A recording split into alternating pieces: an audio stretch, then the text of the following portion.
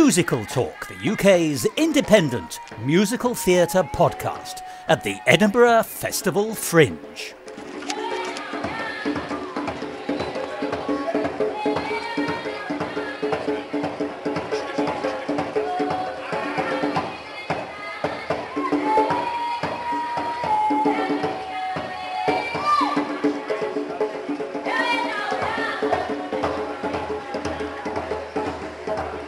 Hello and welcome to another edition of Musical Talk. I'm Thos, the man who's famously bald but who's obsessed by fringes, and specifically, at least at the moment, the Edinburgh Festival Fringe of 2023. Some of the sounds of which you can hear behind me as I speak. Well, as this episode of Musical Talk is broadcast, the Edinburgh Festival Fringe has finally closed for this year. In the 3 weeks building up to the August bank holiday, the Edinburgh Festival Fringe offers the world's largest arts festival, and as part of that there are a huge number of musicals. But the wonderful thing about that is that they are all shapes, sizes and formats, as well as, it has to be admitted, qualities. If anyone says to you that they don't like musical theatre, avoid the urge to tell them that they are wrong in forceful terms, but suggest they might want to think again about what musical theatre is. And a way of illustrating that would be to tell them to go to the Edinburgh Festival Fringe and look at musicals there, because musicals come in all forms, as today's episode will help to prove. Now, regular listeners will know that one of the joys I have every year is to go to the Festival Fringe. I spent 11 days there this year and saw about 60 shows. Not all of them musicals, but by far the majority were. And when I really liked a show, where it was possible, I tried to speak to some of the people behind them. And today, you're going to hear short extracts from a number of interviews that I conducted at the Edinburgh Festival Fringe this year with the people behind some of the best shows. Every show that we talk about in today's episode will be either 4 or 5 stars in terms of its quality, and, in my view, had something wonderful to offer the public. And in this case, that public was me. But, as I said earlier in this introduction, as you listen to this episode, you'll realise that there are one-person musicals, bio musicals, full cast musicals, musicals with pre-recorded soundtracks, musicals with live bands, musicals in the form of cabaret, and just to whet your appetite, in one case, a musical without music. What, I hear you saying? My hearing is terribly acute. Well, listen to the end of the episode and find out. But this bumper episode of Musical Talk really doesn't need any more of me at the beginning, because what we want to hear, of course, is the extracts of these interviews. And remember, this episode of Musical Talk is essentially a taster menu, because what you're going to hear is just a bite-sized morsel of each of these conversations. And the fuller interviews will be available in episodes of Musical Talk over the next few weeks and months. So, as I say, this is really an opportunity to get a sense of what was available if you love musicals at this year's Edinburgh Festival Fringe, to hear some of the songs from those shows, and to get a sense of the atmosphere and excitement. Now, as it's a bumper episode and we have a lot to pack in today, we're going to start more or less immediately. So, what better than to start with a 5-star show? And it's a musical that falls into the category of bio-musical, because it's a one-person show about the life of Gertrude Lawrence. And if you haven't heard of Gertrude Lawrence, then shame on you, but she has the rare claim to fame to be able to say that she had shows specifically written for her by Cole Porter, Noel Coward, the Gershwin brothers and Rodgers and Hammerstein, to name just some. She is the person for whom The King and I was written. That gives you some idea of how important she was in the history of musical theatre. Well, a very excellent performer called Lucy Stevens has written a show called Gertrude Lawrence, A Lovely Way to Spend an Evening, and I caught up with her at the Assembly Rooms in Edinburgh just after a performance to talk about how the show had come to be.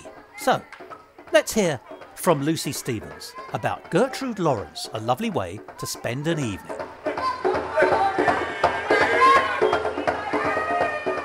Musical Talk. My name's Lucy Stevens, and the show is Gertrude Lawrence, A Lovely Way to Spend an Evening. And you are a very important person in the show because you are both behind the show and in front of it. You are the writer and you are Gertrude Lawrence. And yes. What a thing to say. Yes, so I wrote the show. It's my 4th show that I've written, only using the woman who I'm playing's words. So I use autobiography, letters, postcards, diary entries, articles, verbatim accounts that other people might say they've written. So it's all up for grabs. That's a really interesting approach, if I may say, taking it from, if you like, the authorised, because a biography can sometimes not be warts and all. Yes. Although I think Gertrude Lawrence she's fairly honest about quite a lot of things. I mean, that's who she was in many ways. Yes, I mean, I've read many autobiographies, but the most important thing is that they have to be truthful, they have to be honest, and they have to share their flaws as well as their gloriouses. So Gertrude Lawrence does that. Her autobiography, A Star Danced, is beautifully written. It's almost a show itself. When I read it, I knew this is a show I could write. I mean, she was a theatre person. She was. She was. So this is the showgirl writing. That's a really lovely phrase, actually. Yeah. But how did you, as another showgirl writing, alight on Gertrude Lawrence as the person you wanted to bring to life? I was looking. By the way, you encapsulate her as far as anyone can these days. Yes. Thank you. I was looking for a lighter piece. The piece that we were touring when we went into lockdown was about Virginia Woolf, a glorious and fabulous woman. But by the way, I've just seen a musical about Catherine Mansfield, and they were friends. Yes, they were. They were. And I sang in that piece, even though Virginia Woolf didn't sing. But I sang songs written by female composers, British female composers, that were writing at the same time as Virginia Woolf. So it was a tapestry of the female artistic output, if you like. Can I say how wonderful and important that is? Because actually, it's a terrible thing to say. Female writers, particularly from the early 20th century, are just overlooked. Yeah, they are, very much so, very much so. It was actually very difficult to get the musical dots of a lot of those female composers. But we did.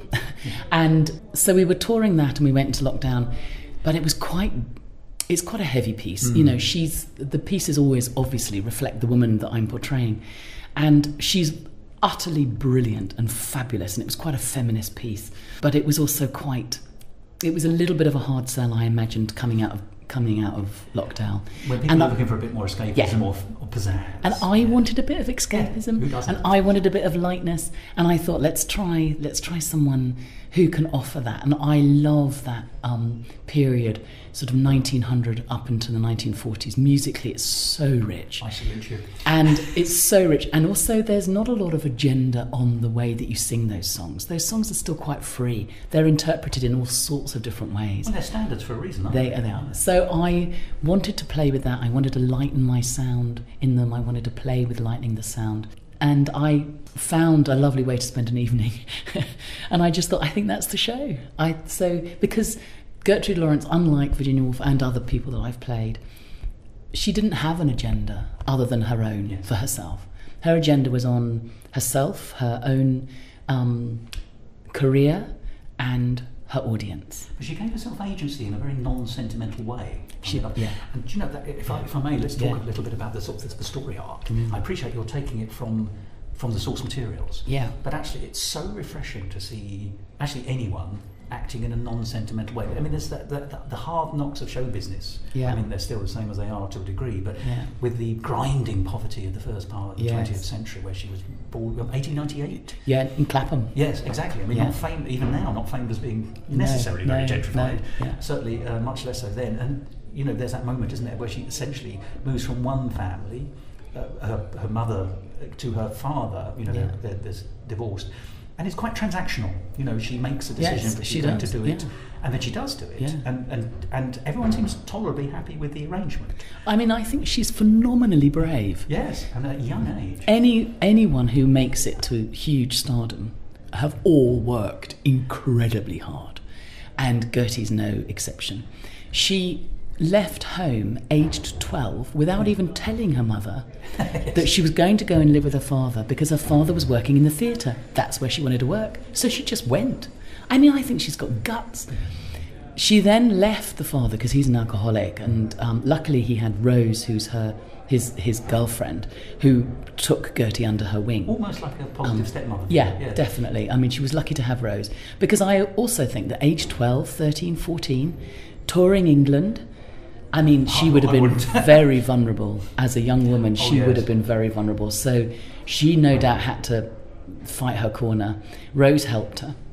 And then Rose said, go on your own, go for it. And she did. And it's she the got reverse of the Gypsy Rose Lee story, where you've got a stage mother kind of character called Rose, but who's happy to let them. And she went off, but she wasn't even 16 when she went off on her own. She got digs. I mean, she was a real feisty character. And then got a job in London and was working as understudy in chorus and just worked really hard to get herself recognised and move up the ladder. Musical talk.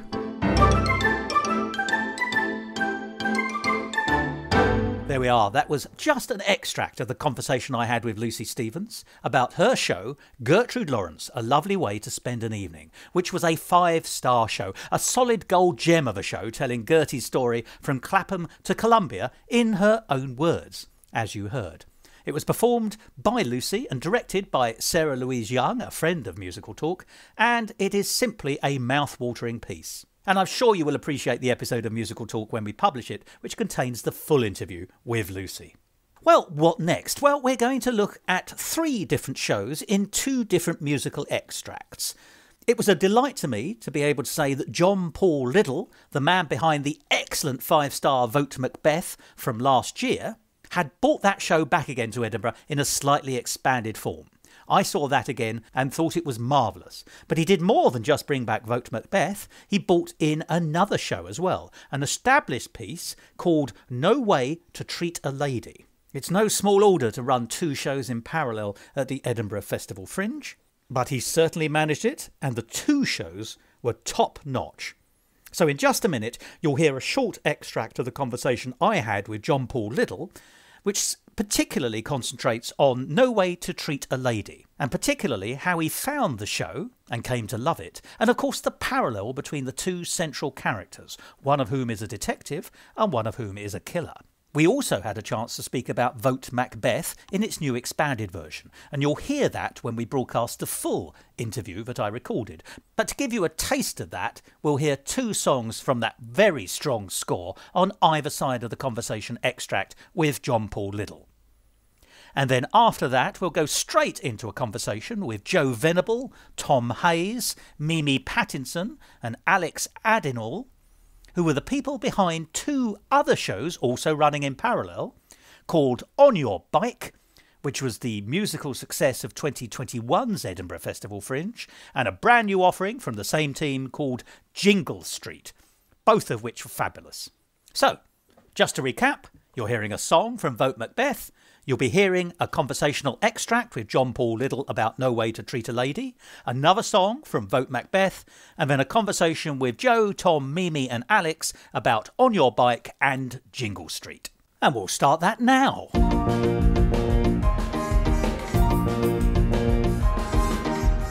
Listen up and listen well. There is a story that we are going to tell. Seems like everything is gone your way, but to keep on track there are some rules you must obey. Helping out a hero we have some expertise in. 3 things you will need to win, so count the reasons. Go 1, 2, 3 reasons. Number 1, the cat is on your side. Never, never leave her unsatisfied. She knows what she likes and she likes to choose a winner. So you must keep up whatever you put in her. But mark my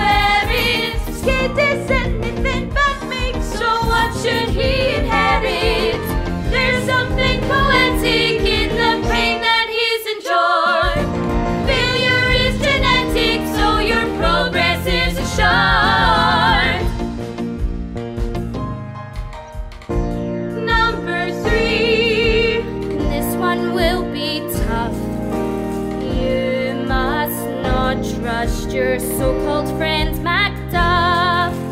It may be unclear, it may sound cryptic, but after Duncan and Banquo, Macduff should make a triptych.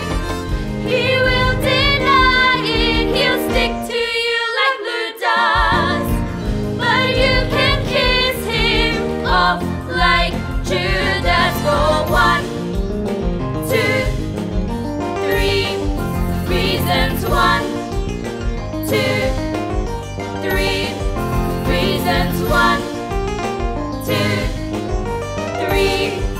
1, 2, 3. The Way to Treat a Lady is a show that I acquired the cast recording of in about the year 2000. So I lived in Spain for a year as an exchange student when I was about 20, and one of my sort of treats during that year was each month I would go and buy one cast recording of a show that I didn't know anything about to sort of learn about. And No Way to Treat a Lady was one of It's the a very ones that I traditional, learned. youthful experience for many of us, and I salute you for it. Yes. And just fell in love immediately with it. So it's the story of a failed actor, Christopher Gill, whose mother was very famous and she's just died, and he becomes a serial killer and kills women who look like his mother in New York in the 70s, and there's a cop who's chasing him down, and then the cast of 4 is rounded out by the cop's girlfriend and another actress who plays the cop's mother, the killer's mother, and all of the victims. It's a lot to ask of one actor, isn't it?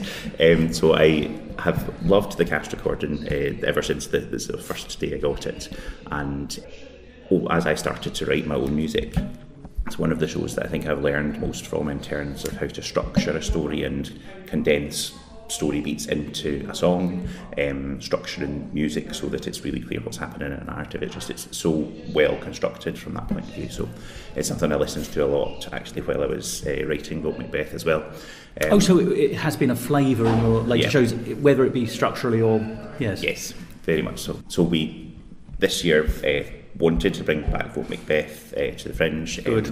A lot of the feedback that we'd had was that a 1-week run was just not quite enough time to build word of mouth and to settle the show into the space and all those kind of things.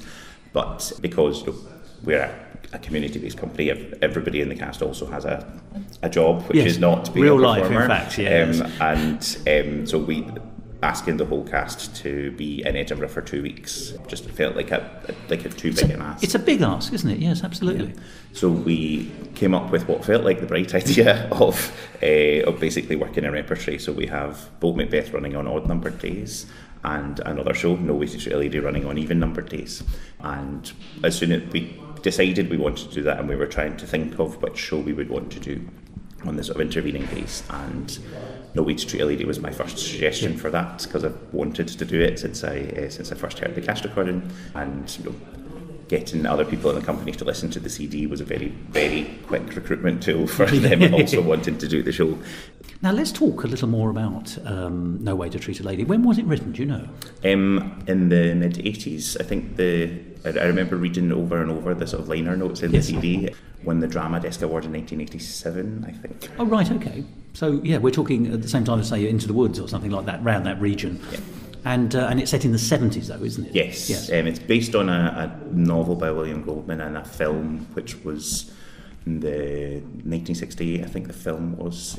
But let's talk about some of the themes of the piece. Now, as you say, there's the actor who's just lost his mother and has always felt inadequate in her presence because he's an actor but she was a star, and that's the difference. But there's a subtext of letting go and not letting go, and there's the parallel, and there are a lot of parallels here, with the detective character who you play, who's still living with his mother, and she is very unkeen on letting go, and he would like to, but hasn't really, up to this point, really mustered the energy to do so.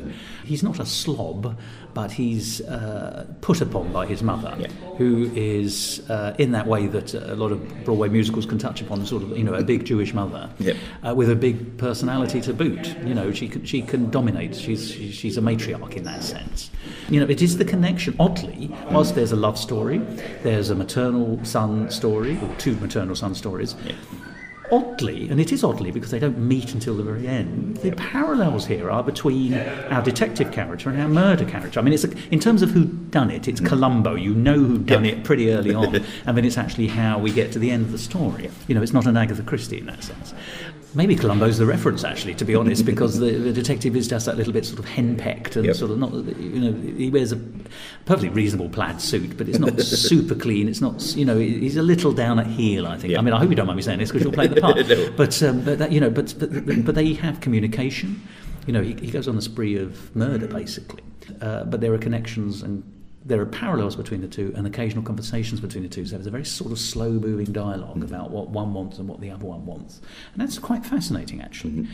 I mean, what was it that drew you to the piece in the first place? And then how, when you're performing it, do you make those points connect? So I think the thing that drew me to the piece first was, firstly, the music. I think it's just it's so beautifully constructed, and so the tunes are so catchy. Yeah. It's got a good score. It does. It's great, and I loved the idea of sort of one performer playing all of those kinds of characters. I want to talk about that in a minute. And I really loved the interplay between the cop and the serial killer. I found it really interesting just working in more detail with the script. We were rehearsing and exploring it properly. Yes. There are 4 phone calls between the detective and the killer, and the first couple of runs, each time the phone rang, Hugh and I looked at each other and thought, which one of the phone calls is this? But then getting deeper into the story and just understanding the flow, that all kind of just follows through really logically. I am a soldier born to the fight. I have a dream and it's finally in sight. If you're in charge, then you get to decide what is right. This is the moment, this is my time. I'm sharing the prose and I'm learning to rhyme. And I've been told this summit will be worth the climb. And everyone believes in me and what I'm going to be. Because I'm singing, and it sounds like a hero's song. A change is ringing, and I know now where I belong. The feeling grows in my heart, 'cause I've been chosen. The future's calling, and I know now that come what may, I'm one step away. Just one step. Follow the leader, falling in line, playing the roles that we've each been assigned. Seeing the sign that more than my place should be mine. It should be thine. So I step into the spotlight here by your side. Although the presidency's preoccupied. One day my son and his son and his son and his son have been prophesied.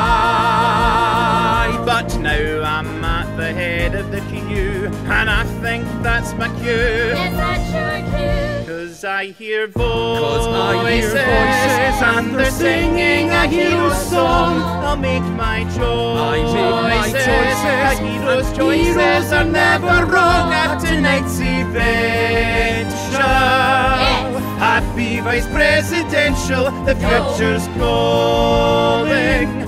And I know now that come what may, I'm one step away.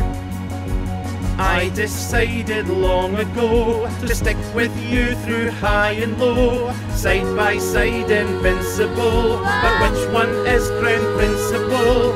We have lived a life of virtue, well what you don't know can't hurt you. What? Nothing turn the virtue into vice, and putting on a show tonight is the price. 1, 2, 3, 4.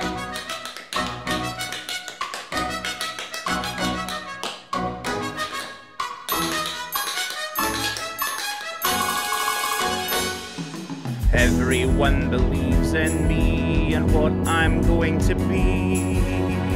Yes, I'm the hero, so I'm singing this rallentando. I'll thrill you just like De Niro. Then I'll charm you like Marlon Brando. So stars be thanked, oh, for Macbeth and for Banquo. The future's calling, and I know now that come what may, I'm one step away. I'm one step away. I'm one step away. I'm one step away. Musical talk. Let's start with On Your Bike.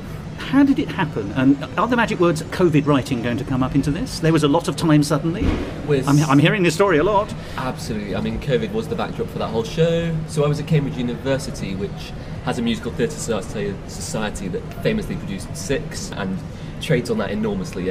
But a lot of other stuff which is terribly good. Absolutely. I mean, yeah, it mustn't let other things be overshadowed. Well, quite. And I mean, Six does loom very large over the scene, but it's meant that was the first show that the Musical Theatre Society sent to Fringe, and because it was such a success, every year now they send one, and we applied, me and my friend Ben James, could we write this? We'd written one show before that was a kind of silly heist comedy. That was called No Cash Left on the Premises Overnight. But forgive me, taking a show to 2021, did you know you were going to make it to 21? Because 21 was certainly not on the cards, definitely. And indeed, it wasn't Speechmarks an official Fringe, it was an unofficial Fringe in real terms, wasn't it? It was spectacularly touch and go. Yeah. In fact, the year before I'd written a panto that was cancelled. It was so close to going on in late November, and then lockdown 2 happened. And then the lockdown in mid-2021 was due to lift 2 weeks before our rehearsal period started. Then Boris Johnson said, no, actually it's going to go on 2 weeks more because the R rate hasn't come down enough. Yeah. So the day our rehearsal period needed to start was the day they'd said lockdown would end. And it did indeed end, and we were able to bubble together all in one house and do rehearsals.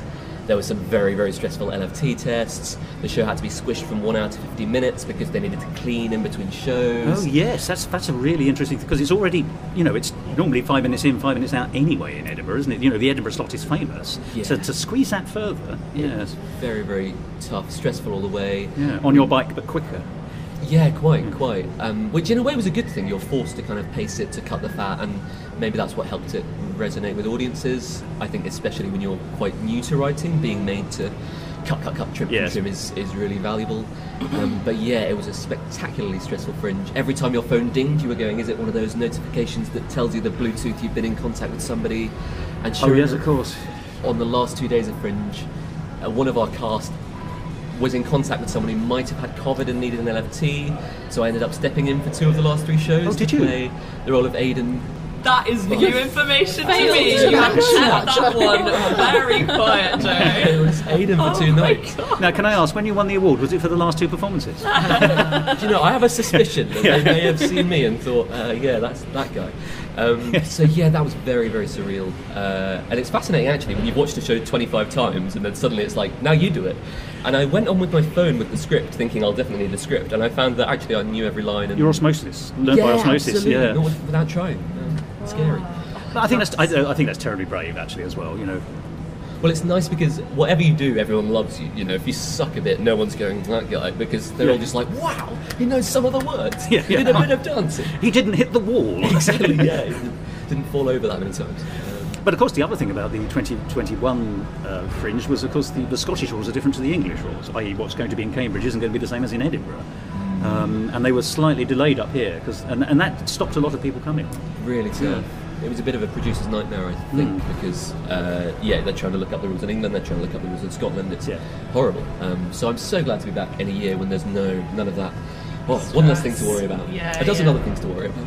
But can I ask, I'm guessing from the I didn't know that story comments that no one here was involved in that first production? No. So, that brings us very nicely then to this time's production. Now, some of you, in fact, I'd argue that are you all Fringe veterans in different ways? I know, Tom, you are, because I've seen you in Living with Sin, where you played a very, if I may say, memorable Roth. Yes, thank you. Yes, there was a lot of leather involved in the costume. I mean, there was more to the performance than the leather, but yes, the leather does stick in the mind to a degree, and that's due to lack of talcum powder on a hot day, I'm told. But so I know that you were up here last year, and that was a Cambridge-related show, I think. Yes, that was Cumps as well. Yes, and let's say that again slowly, but with a big emphasis on the M. Yes. I don't think that helped, actually, but never mind. Yeah, true. I'm digging myself a deeper and deeper hole here. Do you know, it was recently the 25th birthday of CUMPT, the Cambridge University Musical Theatre Society. I thank you. And they went into a shop and asked for a cake that said on it, "I am a CUMPT," and the woman refused to do it. She would not do the cake. Oh, really? Well, this is one of those things that really ought to go up to the High Court then, isn't it? Because it's Surely. exactly that kind of issue. And Discrimination. I feel very... Our CUMPT cake being forbidden is all wrong. All congratulations, by the way, on your Silver Jubilee then. But so I know, Tom, you've been up here. Alex and Mimi, I was here last year. I was performing a play called Blue and Pip, and I was Pip of Blue and Pip. Nice to be in the title. Yeah, exactly. Yeah. And did that capitalise on your movement and choreography skills, or were you just listen to me, an actor? Sorry, I apologise to all actors in the room. There was a slight movement element, but no, it was predominantly just acting. Yeah. Oh, you're multi-talented. Writing that down. I claim to be. Yeah, I haven't been here actually with a show since 2016, and I was performing then. But I was much younger and still acting then and not directing. And was that with the university, or was that through other means? No, it was actually sort of related to school. It was kind of a group of us who'd done a lot of drama at school together, and it was a devised, like, verbatim show that it was all about luck and chance, and we gathered lots of stories that people had about fate and all these sorts of things, and kind of put together this actually quite physical theatre-y, very GCSE sort of show. But yes, it was fun. I think verbatim theatre is such an interesting thing. I saw a verbatim musical once, and it was actually we're all aware of London Road, obviously, but it was called Untold Stories, and it was about soldier stories throughout history. But it was terribly good. It's available, I think, still on YouTube. Anyway, we move on.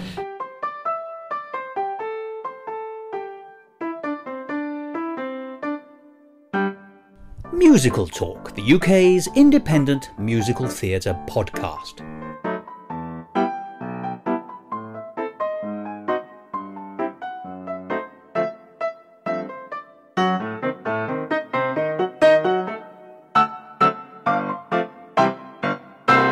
Well, there we are, 3 shows tackled in 2 conversational aspects, and a 4th show represented in music. That 4th show being Vote Macbeth. Now, I gave it 5 stars last year in 2022, and having seen it again in its new version, I gave it 5 stars again this year. A very welcome return for one of the great musicals of 2022's EdFringe in a slightly expanded version, a modern-day masterpiece with a delicious, sly humour. One of the best musicals at the Fringe, and a solid gold classic. And you heard 2 songs from last year's recording of Vote Macbeth. But of course, John Paul Little was talking about his other show this year, No Way to Treat a Lady, which I gave 4 stars to. I considered it a wonderful, funny musical comedy, marvellously performed with some real tour de force acting on display, as you can imagine. And then after that, you heard me talking to Joe Venable, Tom Hayes, Mimi Pattinson and Alex Adinell about the 2 musicals that were being brought up by that group, On Your Bike, which I gave 4 stars to, because it was a funny and touching musical comedy that manages to be wry and gently political whilst keeping you laughing, which is no mean feat. And then, of course, Jingle Street, which I gave 5 stars to. A wonderfully funny, clever masterpiece with hidden depths, a show that made me laugh uproariously, and featuring some lovely performances and top-notch writing by Georgia Rawlings and Joe Venable. 4 cracking shows. Well, let's turn our attention to the next conversation. And the conversation you're about to hear is an extract of one I had with 2 terrifically talented people. Their names are Glenn Clark and George Gem, and if you haven't heard of them yet, I think you probably will in the future, because they absolutely impressed me with their performances, with their quality of writing, and as individuals. We had a very long chat about both their show, which was up at the Edinburgh Festival Fringe, called The Extras Strike Back, a musical tribute to the forgotten heroes of Star Wars, and actually about their writing partnership. Because as you'll hear even in this short extract, what I heard impressed me so much that I absolutely clocked them as future songwriters and show writers. They are really a couple of names to watch out for. I gave their show, The Extra Strike Back, 5 stars. It was a brilliant and cheeky show, and incredibly well written. A superb piece which excited me with its quality. It was a gem. And I hope that you'll hear, even in the short extract of the conversation, how excited I was to meet them, because just occasionally people's quality stands out so clearly from their work that you can't help but notice. And to make it even more exciting, we have a song recorded live from that show, which you can enjoy as it stands as a very good, well-performed comic number, but you might also want to just spend a few minutes listening to how well it's been written. And then after that, another absolute top-notch show. Kathy and Stella solve a murder. So we'll start with a recording from that show from last year that we were given permission to play, which features the vocals of Bronte Barbie, Rebecca Hines, Judy Jacobs, TJ Lloyd and Imelda Warren Green, with music and lyrics by Matthew Floyd-Jones and John Britton, which was recorded by Alvin Ryan at Juno Studios and was produced by Francesca Moody Productions and Cater Gordon. And then here a short extract of a conversation I held with fellow Musical Talk presenter Josh Clark, who'd been to see the show this year in its expanded version before I'd had a chance to do so. And you'll hear him and a friend called Josh Beavis talking about this year's version of Kathy and Stella Solve a Murder. I did then go and see the show, as I had booked it, and I was in no way disappointed. It was another 5-star show in its expanded version. 2002's Musical Talk Pick of the Fringe is back in an expanded version which keeps the humour, but has the space to be emotionally richer and more satisfying in its storytelling. It's a bona fide classic. And my guess is that that will start going on a national tour and even get to the West End. And it would absolutely deserve to. And in the conversation extract that you hear with the two Joshes, you'll hear us talking about the band, the orchestra, which was musically directed by an old friend of this programme, Matthew Floyd-Jones, who is a bit of a genius, in case you didn't know. He now directs a small but excellent band, and his quiet excellence radiates quality, and he's fun to watch in his own right. So we're going to hear a song, and then an extract from the conversation relating to The Extras Strike Back with Glenn Clark and George Gem, and then a song and an extract of an interview that I conducted about Kathy and Stella Solve a Murder with Josh Clark and Josh Beavis, which will leave you with 2 shows and 10 stars between them. And we'll start with a song by George and Glenn from The Extras Strike Back, a musical tribute to the forgotten heroes of Star Wars. I accept full responsibility for this failure, and as such, accept any punishment. Willingly.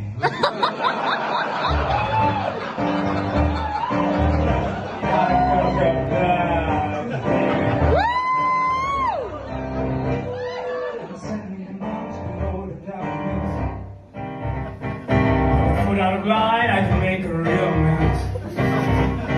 You can cut the tension with a knife. You never know who's next to lose their life. Rest in peace, Karen. You can feel the evil when it's in the room. If you stand too close, you can feel your doom. No space to make mistakes in his eyes. No place to run and no place to hide. But what he doesn't know is I get real stoked when he lifts me up with his first two. Go Lord Vader, tighten your grip, use your lightsaber, and not just the tip. You can leave the mask on, I don't mind. Then do some force push from behind, never release me. I see Lord King.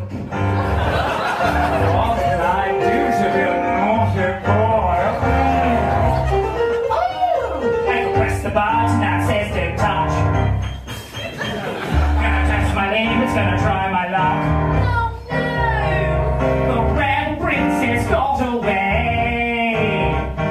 I really hope I'm the one he'll blame. I'll go disturb his meditation. Later's a special time for his master station. Let the tractor beam be disabled. So my king desire can be a neighbor. Cause when he thinks he's being cutthroat, he doesn't know. I left for you, Lord Vader. I won't betray my leather daddy. Make me obey. Call me a rogue or rebel scum. Use your rage, think of your mum. Be my master. Lord King. Hey, Lord Vader, is that a lightsaber in your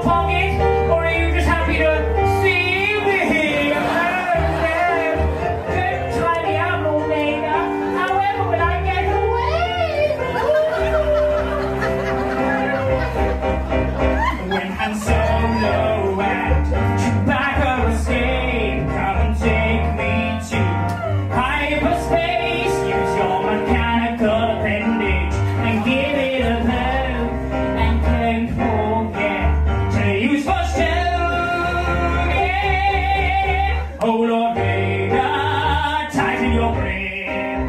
Use your lightsaber, then not just the cheap. You can leave them mask on, I don't mind. The do some force push from behind. Never release me.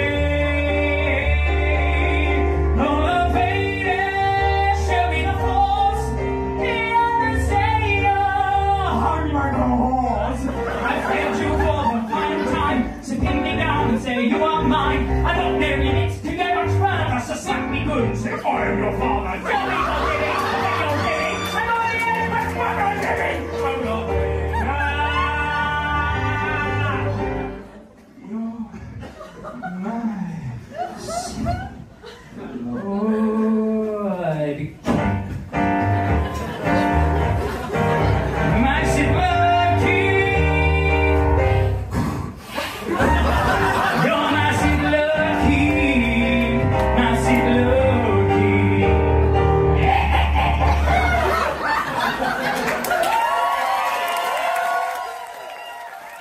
How did The Extras Strike Back, a resonant title I may say, come to be?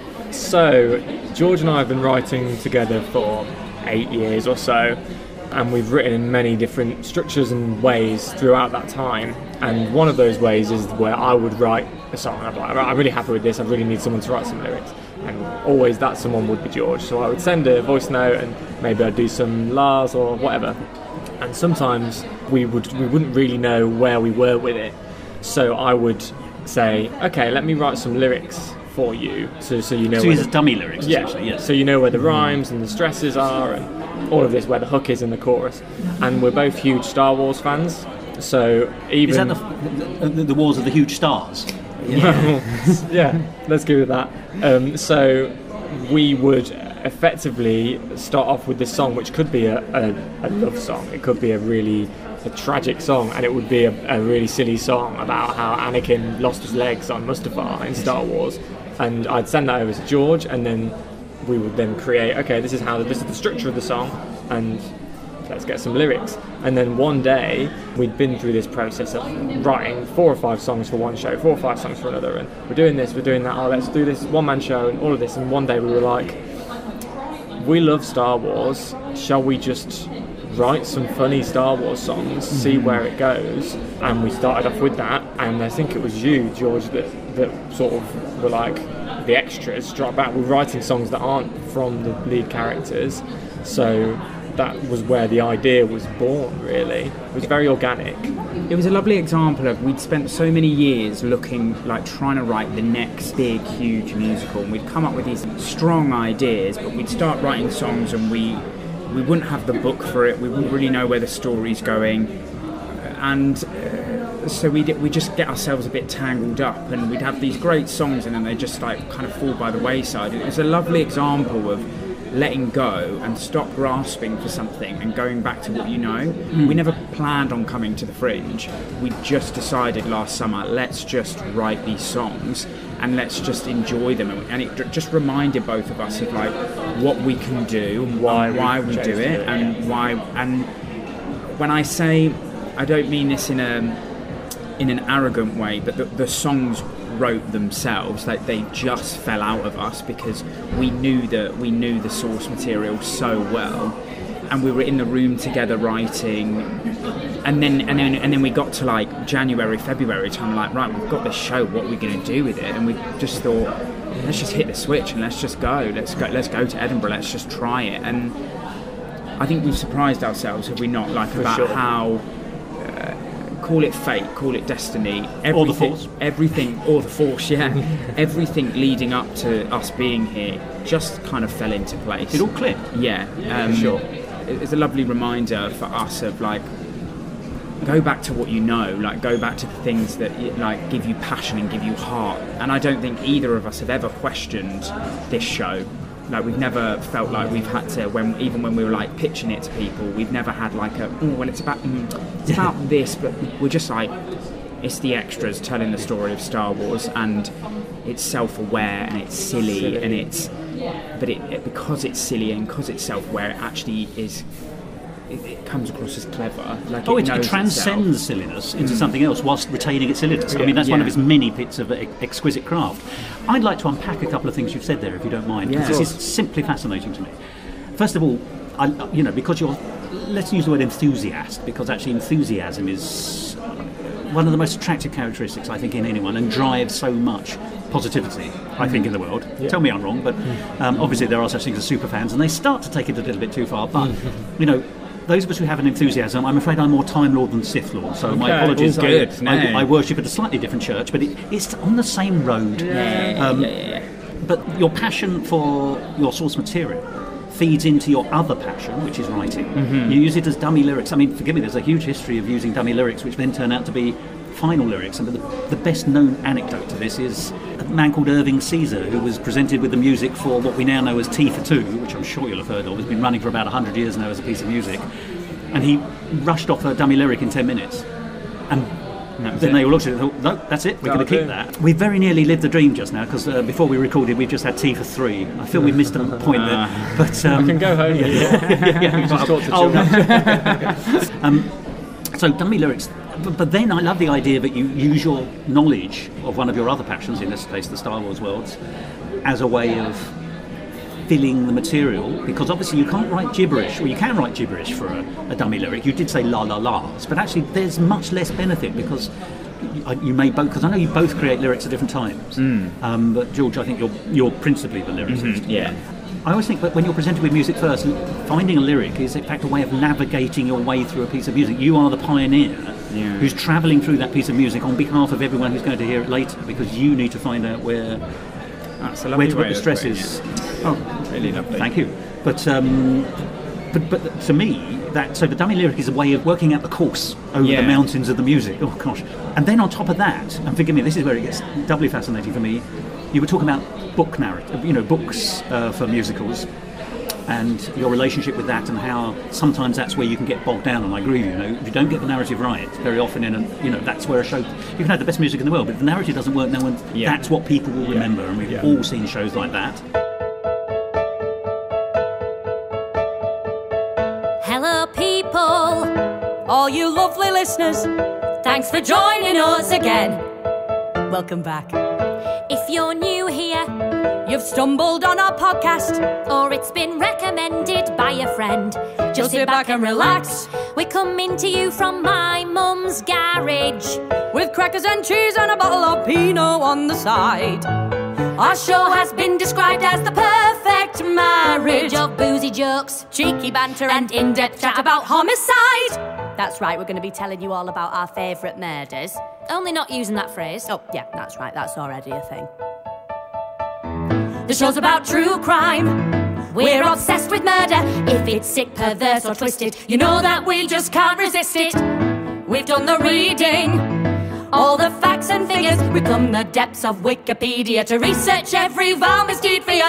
Decapitation and sex cult, mass suicide, stabbing, shooting, hanging, drowning, poisoning with cyanide, strangulation and gouging out the eyes, psycho-rapist cannibals who burn their victims alive. And yes, if you're suffering with trauma, these tales may cause distress. Turn off is not for you, but still nevertheless, consider this your trigger warning. From this point on there's no turning back, no deviations, we're staying on track. The show that you're listening to is Kathy and Stella's Murder Podcast. We've got crimes for you. Kathy and Stella's Murder Podcast, every single one is true. The Murder Podcast with Kathy and Stella. Don't turn off, we got lots to tell you. Join us now, cause we're having a blast on Kathy and Stella's Murder Podcast. But if you haven't heard us before, my name's Kathy. And I'm Stella. I work in a library. I'm between jobs. We're from Beverley near Hull. You won't have heard of it. She's my best friend. She's mine. We went to school together since we were 5. She's the person that I call when things turn to shit. We've always been a little bit obsessed with murder. Not just the famous ones that everybody's heard of. And though it's true our audience is small, so far one day we'll show the world the best true crime podcast of them all is Kathy and Stella's Murder Podcast. But hey, by now you've probably totally got that. So let's read out some listener emails. Listener emails. Give us your feedback. We love to receive mail. Ruthless92 says, OMG, I love you. You are everything. right back at you, mate. Forensic Steve says, actually, I think you'll find. yeah, blah blah blah. We made a mistake. Disrespectress says, You should be ashamed using people's pain for your entertainment. and Doomscroller sent us 7 DMs saying, Eat cock and die, you fucking lesbians. And that's it from listener emails. On Kathy and Stella's Murder Podcast, except no substitute. Kathy and Stella's Murder Podcast, the perfect length for your commute. You A to Z with Kathy and Stella, documenting every serial killer. Tales to shock and flabbergast, well researched and unbiased. Click subscribe and do it fast to Kathy and Stella's Murder Podcast. Kathy and Stella Podcast. Kathy and Stella Podcast. Kathy and Stella. Kathy and Stella's Murder Podcast. Now, when I went in to see it last year, Matthew was sitting at the keyboard and already playing. He was improvising an overture, I seem to remember. Because he was the composer, he knew it. And he's also able to extemporise it in accordance with the time it took for the auditorium to fill last year, which was at Summer Hall. Yeah, different venue. It was in one of the marquees, one of the circular marquees, so it was all in the round. How did the music start? Was it playing as you came in? Yes. No, it was playing a few tracks that well known. Like, they weren't doing any. They were sort of warming up there was and whatnot. Fine. So Yeah. you weren't all. The performance wasn't sort of already in play when you began. No, the band members were there at the instruments at the front, but it was a recorded soundtrack, wasn't it? Over the top. Yeah, just around. Yeah, Oh, and they interesting. were. You could see. Yeah, they were just fiddling and tweaking. Well, fiddling may be part of the job, to be honest. But I do believe, I didn't get a programme or cast list or anything, but I think the composer you're speaking of Matthew was Floyd Jones. Matthew Floyd Jones was probably the lead keyboard there. Was he blonde? Yes. That sounds like. And he was. I could see he was one. You could Oh, see yeah. it Oh, he was setting definitely the conducting pace. it. Yeah. If it is him, well, even if it isn't him, Matthew Floyd Jones has music in his fingertips. I was going to say, you look very young. I'll let him know. Well, no, like Ed, you're saying, he can. So he not produced it. Sorry, He's the composer. Yeah. Well, yeah, I was shocked. Yeah, he looks very young. But he's got a lot of theatre behind him. He was part of he is still part of a double act called Frisky and Mannish. They don't do much at the moment, but he's been treading the boards for a while. It was just with his own material as well. Sorry. Okay. That's interesting, I think. Yeah, Josh just alluded to how he was conducting this. So we sometimes get. Well, this is your absolute speciality, if I may say, Josh. I know. You've got an eye for this. One eye always goes sideways and looks at the orchestra. That's it. You know what I'm like now. But it was an interesting way of doing it because all four of them were at the very back of the stage and facing the audience. Yeah. Okay, so they couldn't really crane necks around to be looking at the conductor the whole time, and plus he was a piano conductor, so you haven't got his fingers are hands-free. available, exactly, but not often. And there's different ways of doing it, aren't there? We've talked about shoulder conducting and nods and that sort of thing, but they were all wearing headsets, and he was kind of just whispering the counts at the starts of songs, so you don't have to bring your baton up or bring your hand up to signify the first beat. It was just kind of 4-1. That didn't sound very good over the 3-4-1, just quietly into his headset, and they were all therefore on the beat. So they were radio connected, that's Radio the point. connected, yeah. And that's interesting, isn't it? Because that simply wouldn't have been available even 20 years ago, really. You wouldn't have connected your orchestra members up that way. No, it would all be visual. Quite an unusual thing to do, really, but it worked very well. That's interesting. Well, let's talk about the music then. I mean, first of all, the quality of the band. I mean, because it's a big venue to fill. Because obviously, as I say, we were in the round in a tent, so actually one man on the keyboard was plenty in work. Yes, and of course it was all amped as well. So they got their levels right. So this falls into the category of things like Be More Chill that we've spoken about before, where you have the main keys playing main key part, right? Keyboard one part, got the drums, got the guitar / bass, but then there's the second keyboard, which was fleshing out an awful lot. So it was for a lot of the time kind of different patches and effects rather than second keyboard part. I think we mentioned... So keyboard was computer almost? Yes, yeah. So I remember when we spoke about Be More Chill back along, that was changing the sound of the music, the style and the tone, and also the voice of the keyboard 10 times within a song, and that was what this second keyboard part was doing, at least for part of the show. But that massively, therefore, does pad out the sound, because it isn't just two keyboards No, but it's interesting, isn't it? Because, yes, it creates a scape which is beyond just instruments. It's the instrumentation now is more than instruments somehow. I suppose the closest mechanical avatar would be a church organ. You can pull out all the stops, literally.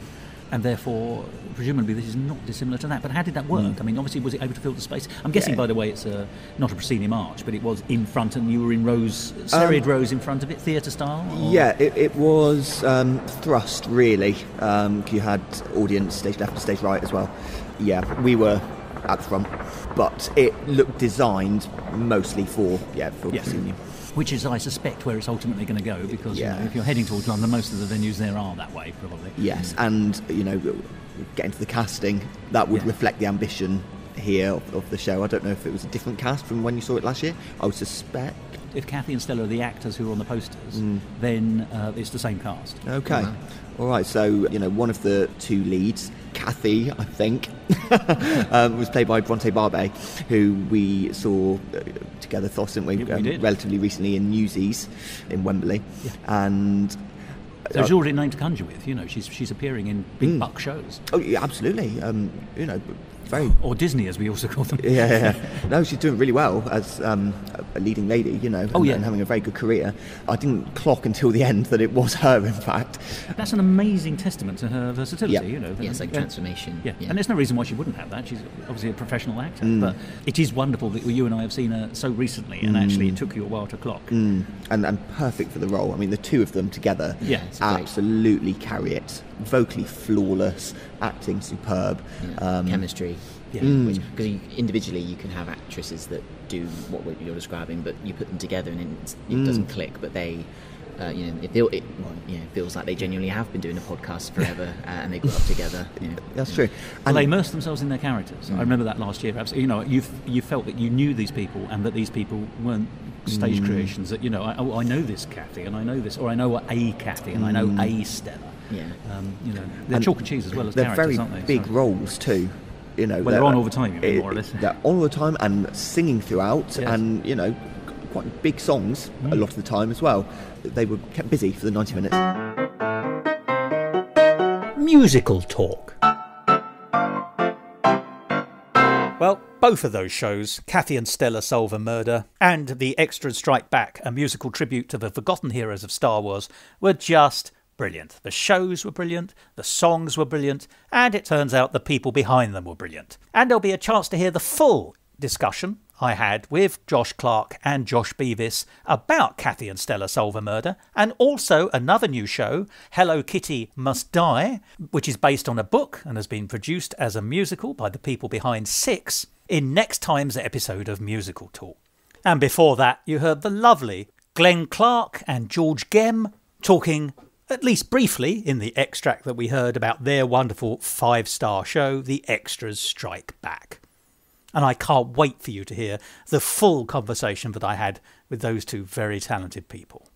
Well, now it's time for another song. What we're going to hear now is the Act 1 finale, called Trouble, from an incredibly promising new British musical called A Girl Misread. And then after that we'll hear just a short conversation with Mel Lawman, who's one of the writers behind this fabulous show. And she's going to be talking about how it came to be, and, very impressively, how it's been written specifically to be, if you like, a portmanteau show. A show that can be adapted for different production companies and groups, professional and amateur. So, let's hear that song, and then let's hear that conversation. She's brought danger, discord and pain. She's a nuisance who can't refrain from doing wrong. She's a danger, danger, danger. The trouble with Fran is she's odd but brave. She knows the rules and she can't behave. She's fun and exciting, she's reckless too. As bright as a button, her talent shines through. Can she think about tomorrow in a home where she'll stay? Dare we say that she's learning? She tries each passing day. The trouble with Fran is she's bold and wild, a hopeless case, an irksome child. She's a live wire who shocks grown-ups. What do I say about dogs and pups? The trouble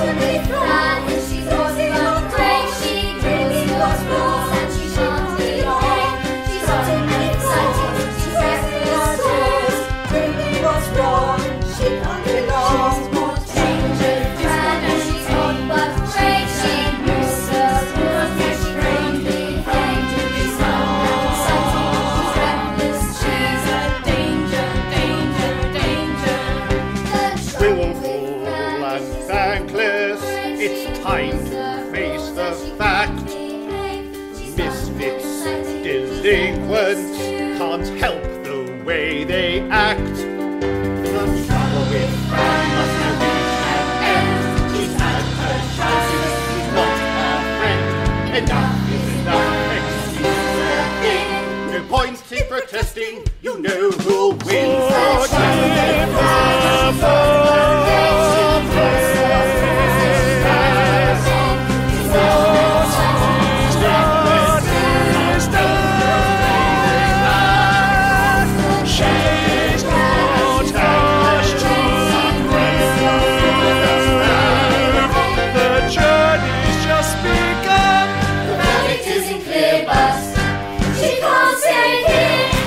Hi, I'm Mel Lawman, the producer with Dare We Productions, and we're putting on a musical, a fresh new musical, which is an hour and a quarter, called A Girl Misread. Now, A Girl Misread is a show that I have literally just finished seeing, and I was desperate to come and find you at the end because it's incredibly accomplished. It's really very remarkable for a number of reasons, which we'll talk about as we go through it. But could you briefly, without giving away spoilers, talk about the narrative? You know, what's the story, and actually who you are as an organisation to bring it to? And then we'll talk about your involvement, which I know is incredibly central. Okay, well, it's set in the 1930s, and the central character is a little girl who's very feisty and outspoken and has been sent from one foster care home to another. Her mother is unwell and unable to look after her. She's given up on people completely and has no dreams or aspirations to be in a family until she's offered what might be her final placement and discovers it's not in Bristol, where she spent a lot of her time. It's actually down in South Devon, and her dream has always been to see the real sea. So she tries a little bit harder, but it's not easy for her just to fit in because she's what you might call odd. That's what the local kids call her. She's just different. She speaks her mind. She doesn't tell lies. And you might think a bit like put a teenager from nowadays back into the 1930s, and that's what you get when children should be seen and not heard. So that's the story, and she goes to stay with a grieving widow whose husband, cleverly, we don't ever meet him because he's passed away, but we get the idea that he was from Bristol and probably was from care himself, and suggested that his wife took on a foster kid for a short time, and he was hoping it would help with the grieving process. Whether it does, you have to see the show. But his compassion is, if you like, thematically interconnected throughout. Yes. Actually, so we don't meet him. We certainly feel him, I think, actually. Now, I want to explore that story in a minute, but it's a musical. Let's start with, how did it start? How did A Girl Misread commence? It started about 7 years ago, actually. There was a different, and how old is different version. Frances in the piece, would you say? Frances, she's 10 or 11. Yeah, just a bit older. Yes, Fine. I you could say it has the same age as your central character. We've had different casts, but the show has been in development, really, for about 7 years. We were due to put on a fuller version in Bath during the pandemic. An oft-told story, this, yeah, you know? Yeah, and we had a cast of 60, and in fact, some of the past cast were in the audience tonight because they're up here anyway. So it was Zenith, by any chance? The Zenith Youth Group, yes. Yeah. So it was a bittersweet thing for them because they know all the songs and the words, but they've seen a realisation because we worked on it for about 8 months, but cast were just getting COVID and they couldn't rehearse together. So it was an impossible thing, and a lot of money was spent on it, and it's taken me 2 years to kind of get over it, but to bring another version. To remount, to recast, to get more of the emphasis on the central characters and bring it to the story and the main songs. So you have honed it over that time. Yes. So it's a 7-year gestation, which is quite interesting, with, if you like, a 5-year first stage and then a 2-year secondary stage. But it's your story. You wrote it, by which I mean you wrote it. So what made you want to write this?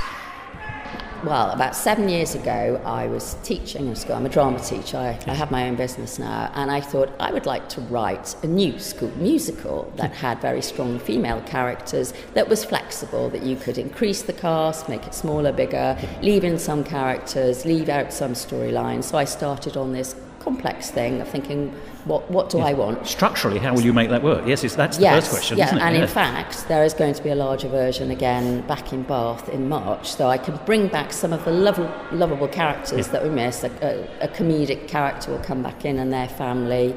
So there are other storylines that can go on during the main story. So presumably, just to make this plain, there is a kind of full 2-act version available. There is. And what we had here was the Edinburgh version, which is an hour and 15, I think. Yes, that's right. In a 1-act version, but absolutely coheres. Yes. But I imagine the 2-act version would allow some of the extra characters to breathe a little, exactly. or maybe a couple more episodes to, like a certain character like Mr. Rathbone, who was mentioned a few times, would be there with his family, and they've got a couple of excellent songs.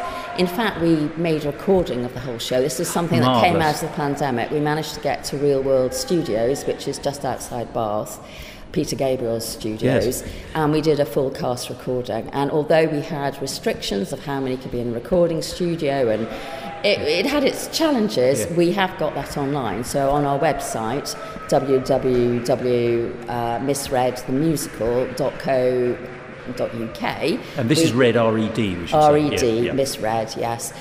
You can actually hear some of the music. I intend to get a couple of our songs from this one re-recorded because I really like the versions. I mean, we've tweaked it. Sometimes it's been a solo and then it becomes a duo. Some songs that were sung by 3 are now sung by 2. And anyway, the finished product here is what's evolved, trying to also make it feasible for people to go and change costumes because I knew we were having no set. I really wanted it to look attractive and go with the moods and the change of times and the seasons.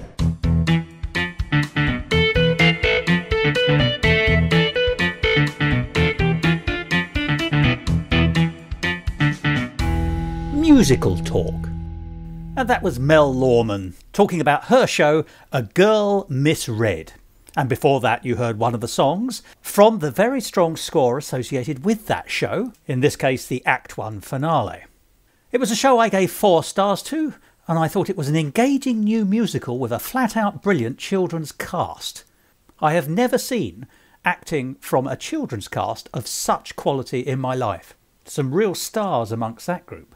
And a show which has the potential to become the British Annie. Well, now I think it's time for a hat-trick of interview extracts. The first one is going to be with Shay Poulton Richards, who is the person behind Lies All the Way Down, described as a new chamber musical, and to which I gave 5 stars. Intriguing and musically delightful, a remarkable score supporting a psychological thriller, along with some subtle stagecraft that really built an atmosphere. And building an atmosphere is often so important in creating a good show. And then after that we'll hear from Asher Muldoon, who wrote a 1-person musical called Mine, a solo musical, which was a 5-star show and a masterpiece of storytelling. This production shows how pleasingly wide the definition of musical theatre really is, and how much the better off we all are for that. And then after that, an extract of a conversation I had with my old friend, Sue Casson, who's also an old friend of Musical Talk. We've interviewed her before about a number of her shows and cabarets, and this time she was bringing up a revised version of a show that she originally wrote 35 years ago called Two Tigers, a modernist musical.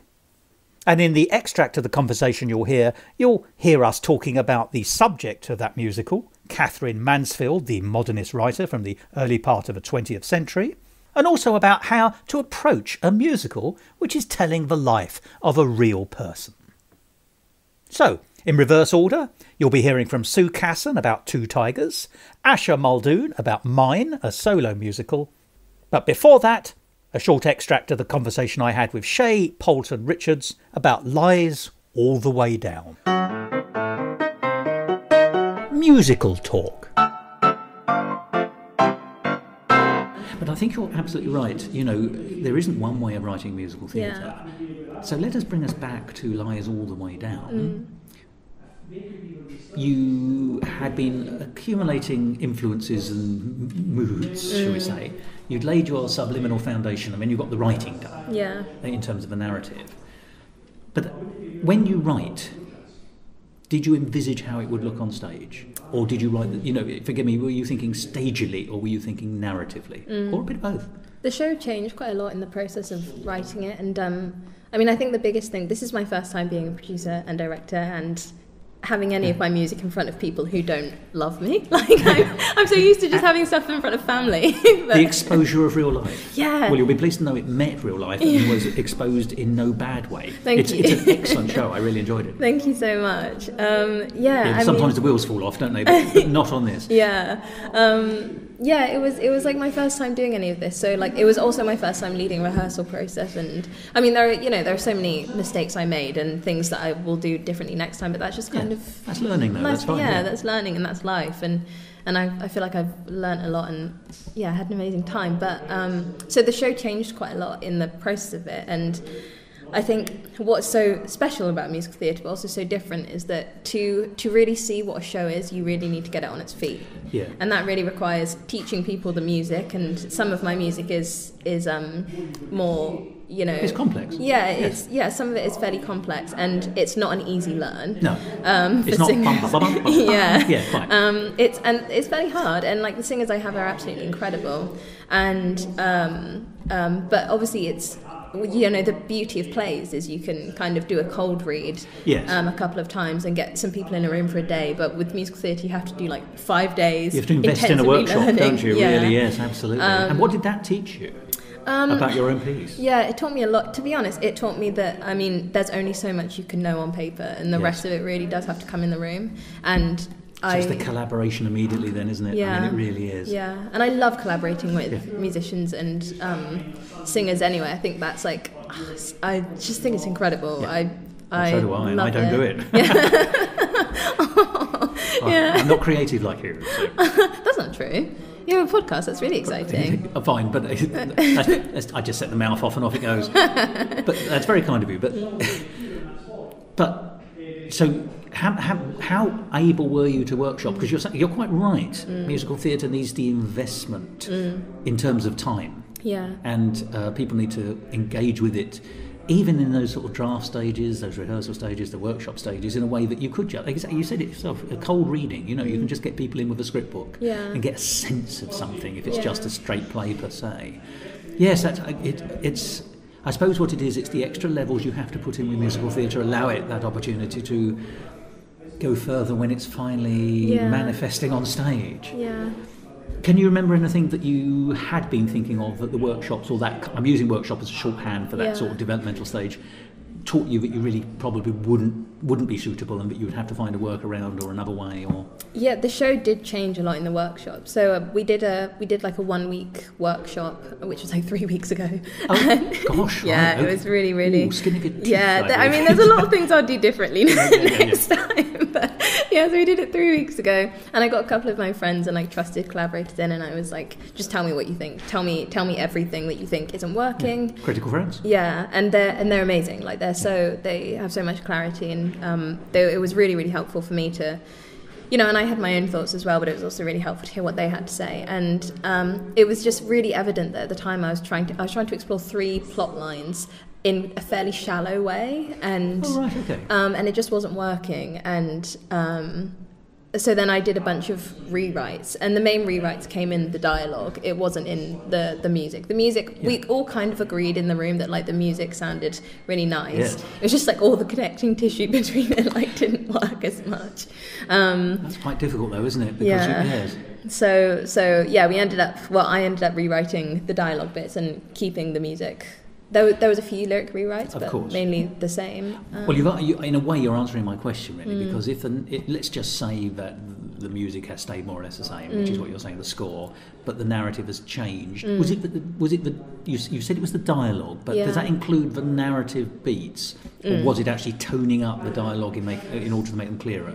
Because actually, one of them has a much bigger infrastructural implication than the other. Yeah, I think. So I did a workshop of this show last year, which was just kind of like it was for my university final, and it had a linear narrative, and there was parts of the show. I mean, the performers were absolutely incredible, but in my own writing, there were parts of it that I liked, but there were a lot of parts of it that I didn't like, and I've been really struggling to figure out what it was I mean, I know a lot of the things I didn't like, but I was trying to figure out in the way that I was telling these stories what wasn't working. And I realised in the workshop I just don't think I click with linear narratives on stage as much as I thought I did.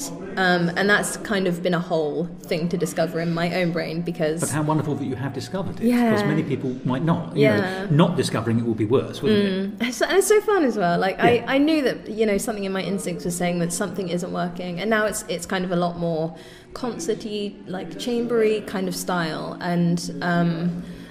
no specific structure to it, but for me, I mean, you say that, but I don't think that's true. Because I think you're underselling yourself, by the way. I have to say this. As an audience, I absolutely. I mean, it was intriguing narratively because you are playing a game with us as the author about it's the interaction between two people at heart.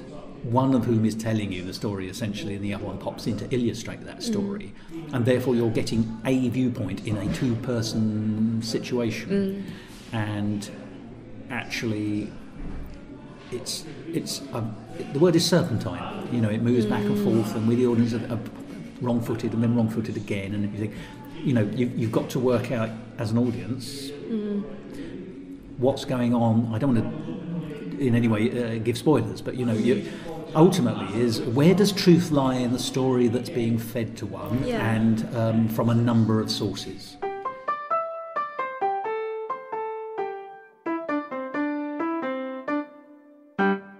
Musical Talk, the UK's independent musical theatre podcast.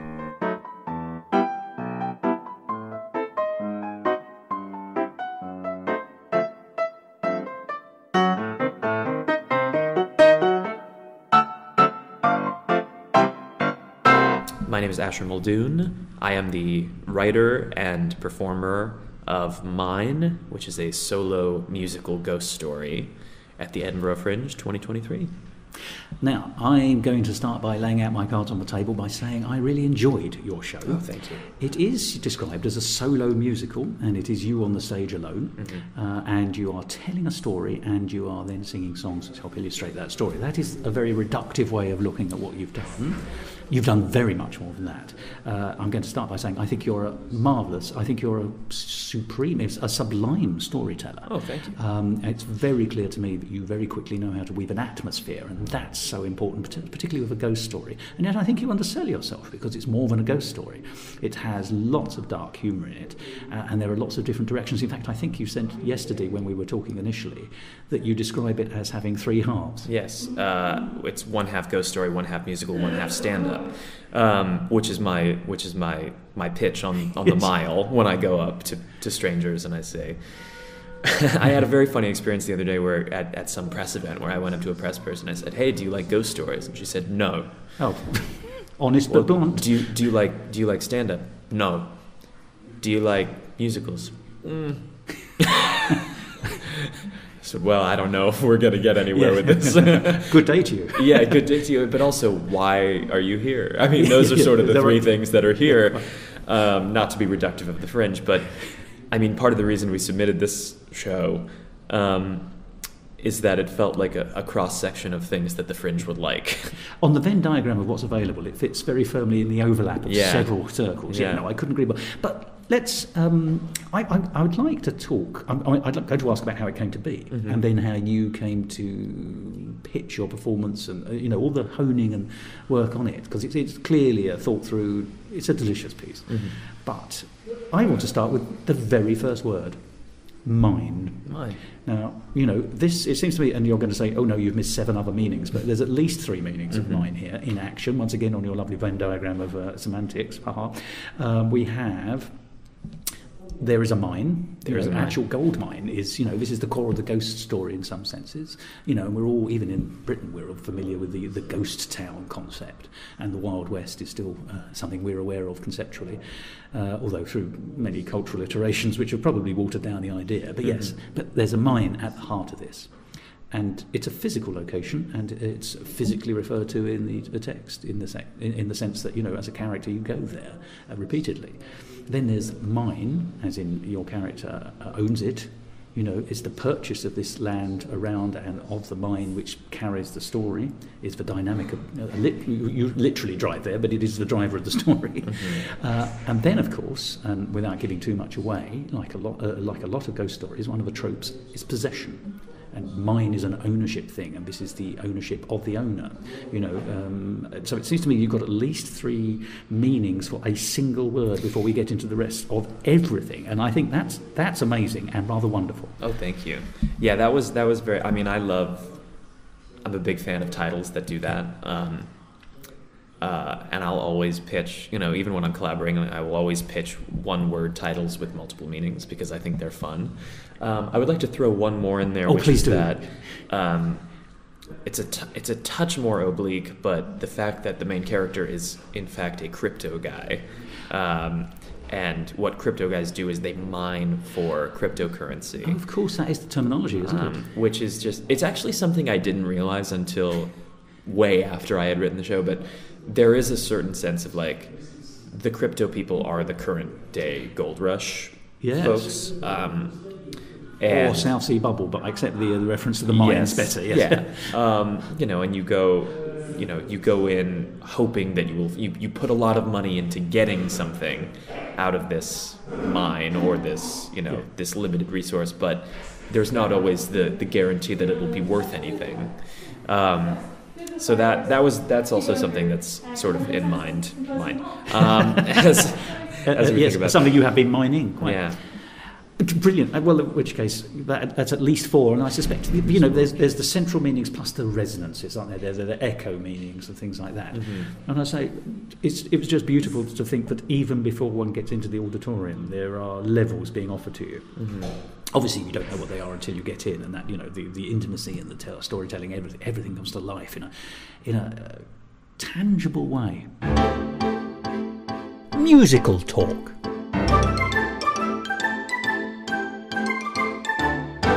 So I am Sue Casson, writer of Two Tigers. Now, Two Tigers has a subtitle, A Modernist Musical. Now, I think we probably need to explain the reasoning for that. It's about a person who's really important in the modernist movement. Yes. There's a point in the show when we say that we now think of Catherine Mansfield as... And she's the principal person this show's about. The principal person about this show. It's her centenary this year. We would call it a modernist movement, and in fact this is something that's actually only really happened, I think, crystallised in the last 35 years since we last did the show, because I think the first time we did the show, which was actually for the anniversary of her birth, and this is the centenary of her death, isn't it, unfortunately? Yes, so we've only 35 years in her life, and I think that at that time modernism was not a sort of a word that people used perhaps as widely as they do now, whereas now people sort of think as Virginia Woolf, James Joyce, people who T.S. Eliot, people who wrote in a sort of string of moments style. That's the sort of the thing about modernism, is that they've cast off that Victorian idea of there being a straight narrative with a godlike author, and one thing leads to another, and the author sees all and explains all. It's, if I may say, it's also the parallel here is with the stage. You can put a narrator into a musical, but they're always better when they don't. Yeah. You know. Yes, I agree with that. That's So it's from the inside rather than the outside. That's what modernism's about, is about experiencing the moment and trying to fix it on the page. And because people's lives are so messy, often the narrative is a little bit slipshod, because it's what occurs to you in that moment. I mean, Virginia Woolf, when she wrote Mrs. Dalloway, was writing about one day and the things that happened in one day, and the same thing happens in Ulysses, and the day is packed with incident, but it's not, you know, sort of beginning, middle and end. So it's not structured per se, is it? So when we came back to the musical, and we really did rip the heart out of it, actually, we put it back to front and inside out. I mean, it's a totally different show to what it was for her birth.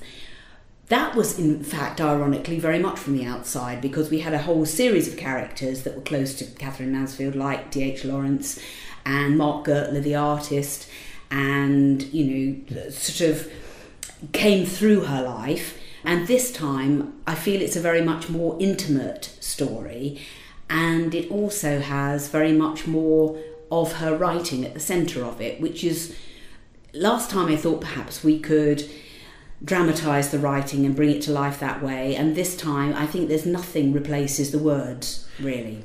It's odd, isn't it? Because this is art reflecting life, reflecting art, oddly, which is that because she dies young, and she only has a certain amount of work under her belt, of course, and suffers ill health, it is her sort of literary executor, the other tiger of the Two Tigers title, yes, who then goes on to publish almost everything she's written.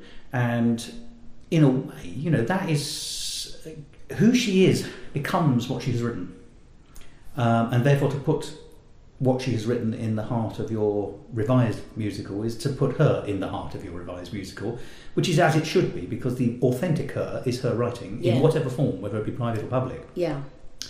So I can absolutely understand. There's no wrong way of doing a bio-musical, but we've all seen, particularly as singers, by the way, I've seen quite a lot of those over the years, where people will tell the story of the person in question and then illustrate it with a song from their life which they're associated with, or songs from their life that they're associated with, which sort of fit the plot point as far as possible, or the plot has been moved ever so slightly to match the song. Yes. Because we're talking about prose here, for the most part. Yeah. And that allows you to be free of that kind of constraint, or does it actually? This is interesting. Songs about musicals, composers, singers, as I say, sort of fits into their musical work. This is a prose work, but you're a great composer. You're bringing the musical element to. Well, you are. Stop wriggling. But as a talented craftsperson, you know what you're doing. But is it? I suppose this is a terrible question because I'm taking such a long time to build up to it. But what I suppose I'm saying is, because the source material, the Catherine Mansfield elements are her text, her prose. Where does that leave you as a songwriter? I think because she's a wonderful crafter of phrases, I have borrowed from her writing to actually insert in the lyrics quite freely. And because her husband, John Middleton Murray, who was also the executor, as you say, was also a writer, a prolific writer, and in their day, he was the one who had the power and who had the reputation. He was editor of literary magazines, he wrote critical works about Dostoevsky and Shakespeare and things, as well as... I didn't know they'd met. 2 seconds. And he also wrote, novels he tried to write, and he also wrote poetry. So oddly, he had the leverage, but she had slightly more quality, I think, with history, would argue. I think even he knew that. Yes. I think he was discerning enough to know that she was something really special. And that's quite tough, I think, because A, he was a man in a man's world, and we were talking the 20s and 30s as the principal period. Very much so, yeah. And I think... Well, 20s, really. B, he so much wanted to be an artist.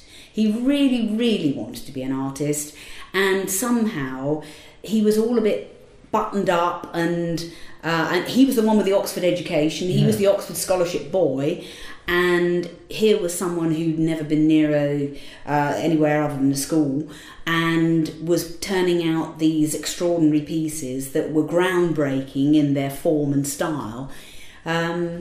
But rather than feeling sort of, because he loved her so much, rather than feeling that he was going to be jealous of that, he actually did everything he could to get her name out there, and I think that's absolutely wonderful.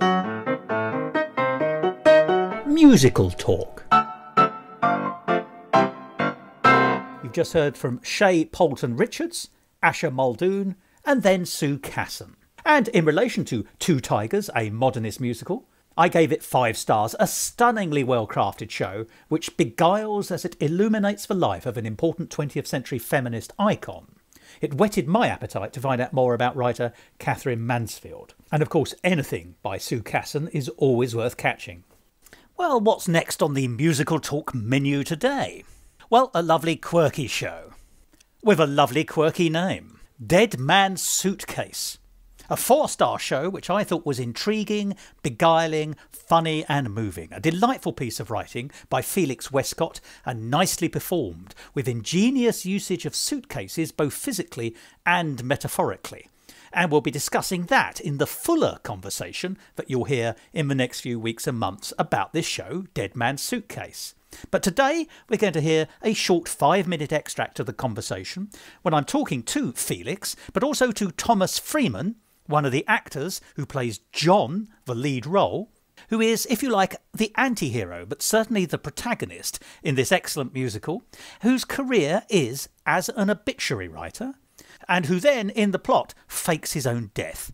Rather splendid. So, let's listen to a quick extract from the conversation I had with Felix and Thomas about writing and performing John, and finding his character, because goodness me, he is a curious character, and yet he's the thing that holds the whole show together.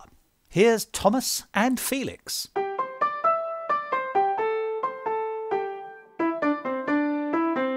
Musical talk.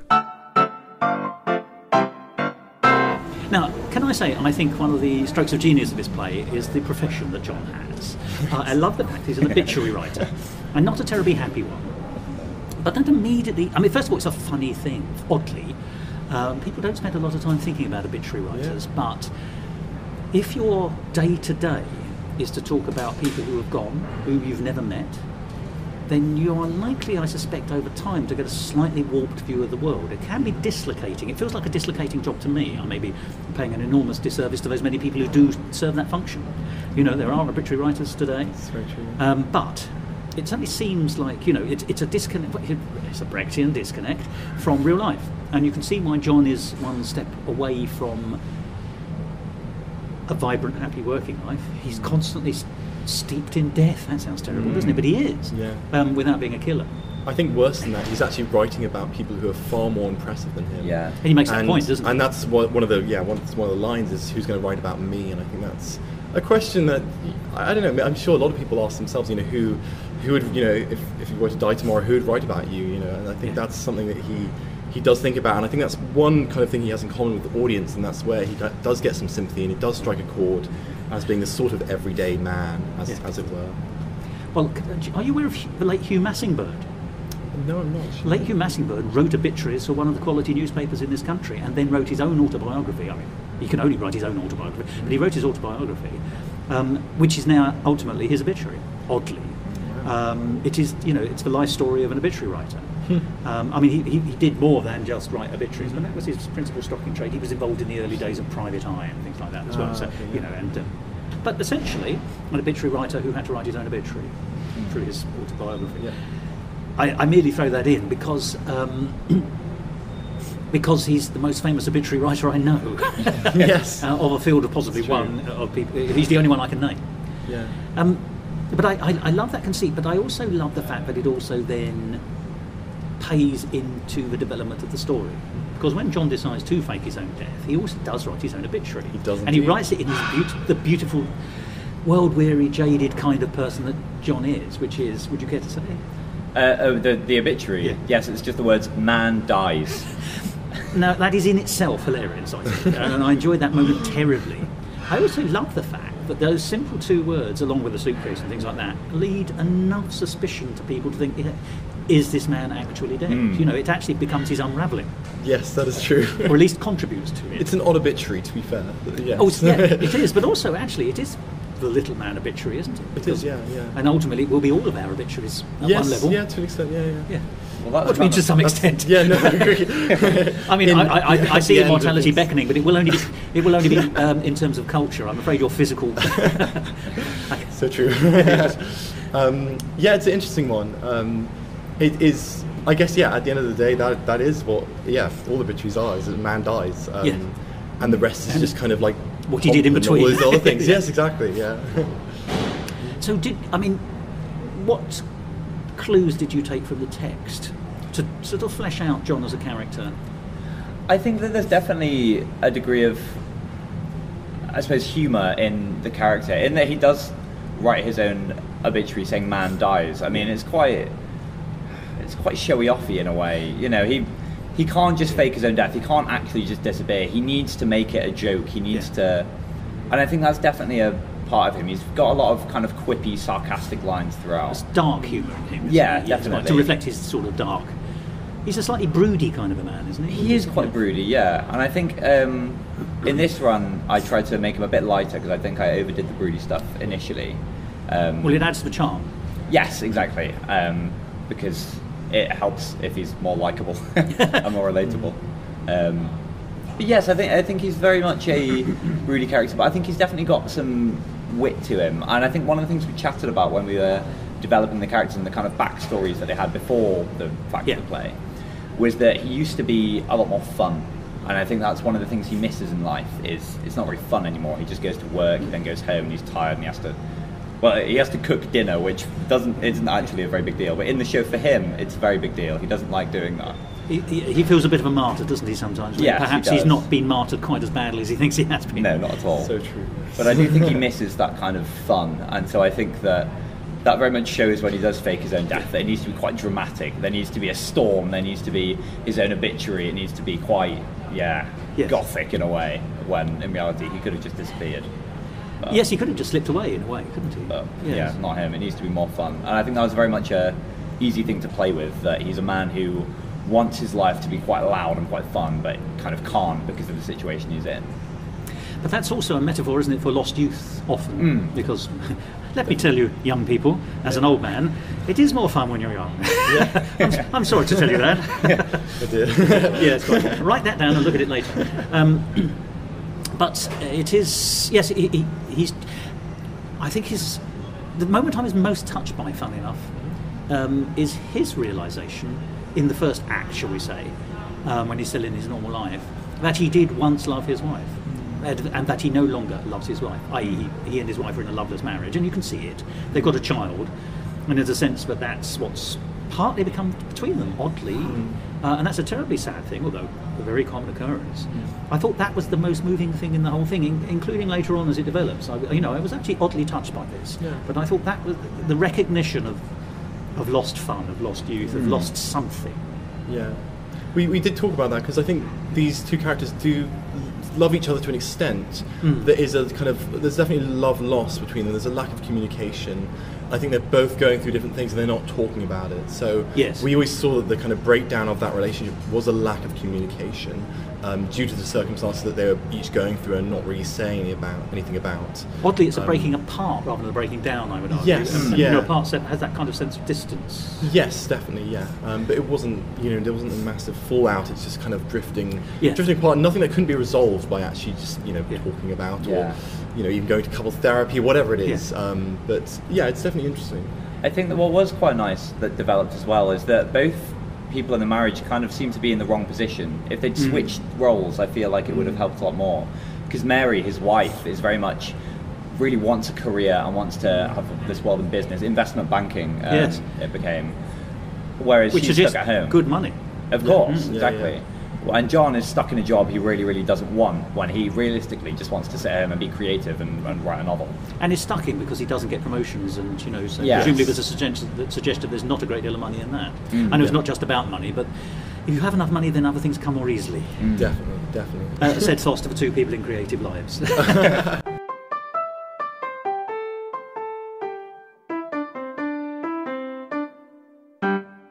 Musical Talk, the UK's independent musical theatre podcast.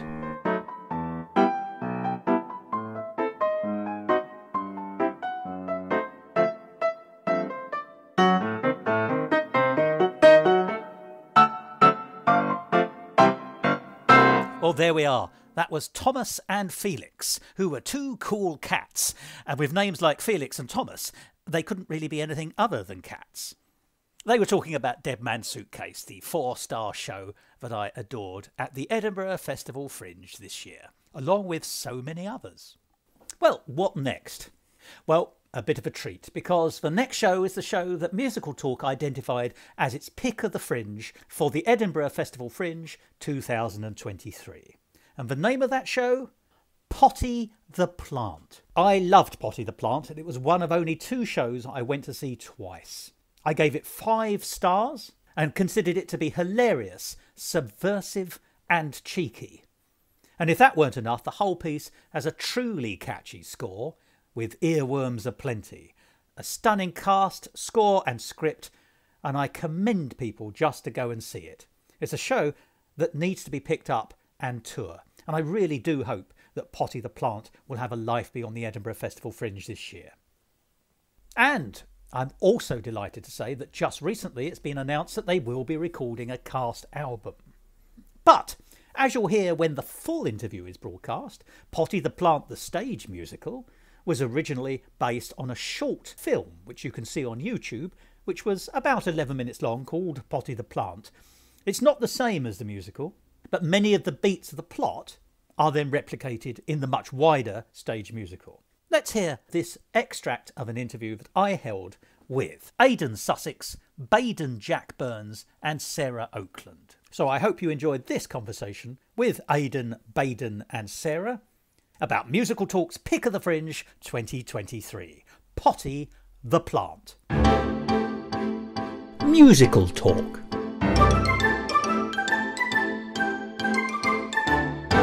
Now, internal logic is an interesting path to pursue. Let's go into this, because obviously the world in which we're in has a talking pot plant as our, he's the title character, but that's unusual. So that immediately sets a tone. I suppose. Let me ask. You can see this developing in front of you. What came first? Tone, character, tone. Did you envisage it along? Did the short film have the same tone? Would you argue? Yes. I mean, it's set in this kind of it's not quite reality because obviously we have a talking it's Muppet logic, isn't it? Yeah, he's just there. He's just a because he is. To be honest, our philosophy with the short film and in a way with the musical as well is just almost like a who cares? Who cares if it makes sense? Right? It's not a realistic piece you're offering up, is it? It's a bit it's sort of like language, but it's a bit of like a fuck you comedy. Why do you care so much about this? Yeah, I mean that's what the whole twist at the end is as well. That's kind of why. That was the whole punchline. The whole film was just to set up for that one punchline. You think it's going in a direction. You think it's going to be a full kids show, and then that happened. In the show version, which you saw, we dealt with it differently. But in the short film, it's flat out kids thing, and so it's a much harder whiplash. It's a bit more edgy, I'd say. But you're doing it in a tighter time as well, so that Yeah, obviously we couldn't do that for a full hour long. It was actually one of the first things that we really discussed as a really important need was to increase the amount of kind of adult humour in it, especially right at the beginning. We wanted to add in a couple of jokes or gags or things like that very, very early, so that if people were sat in our audiences and were in some way offended by this or found this absolutely abhorrent, that actually at that point it would be perfectly safe for them to get up and walk out. So we wanted to kind of introduce that really early on and get it set in place so that it wasn't suddenly everything changes. And you have to do it that way, I think, because if you do it, everything changes, then actually people can feel misled. Yes. Yeah, you've got to invite them to come on the journey with you, or not come on the journey with you. That's also fine, exactly as you say. But you've got to be honest. Honestly, I say that again. You've got to be honest. You've got to be honest in your intentions, even in a absurdist piece. Yes, completely. But in the 10-minute, it's just whatever. It's a student film, And you guys didn't have an awful lot of time to actually kind of question all of those things. And I don't think we cared.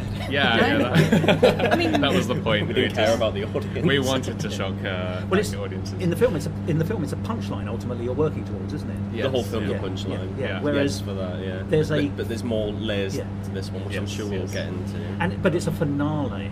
Not necessarily a song. I mean, the end.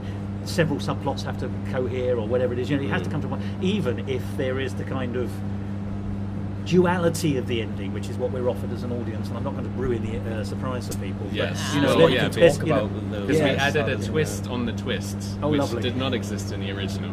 Sorry, a twist on a twist that did not exist. You're a lyricist. Oh gosh, that's what it is. And that's why he's the composer.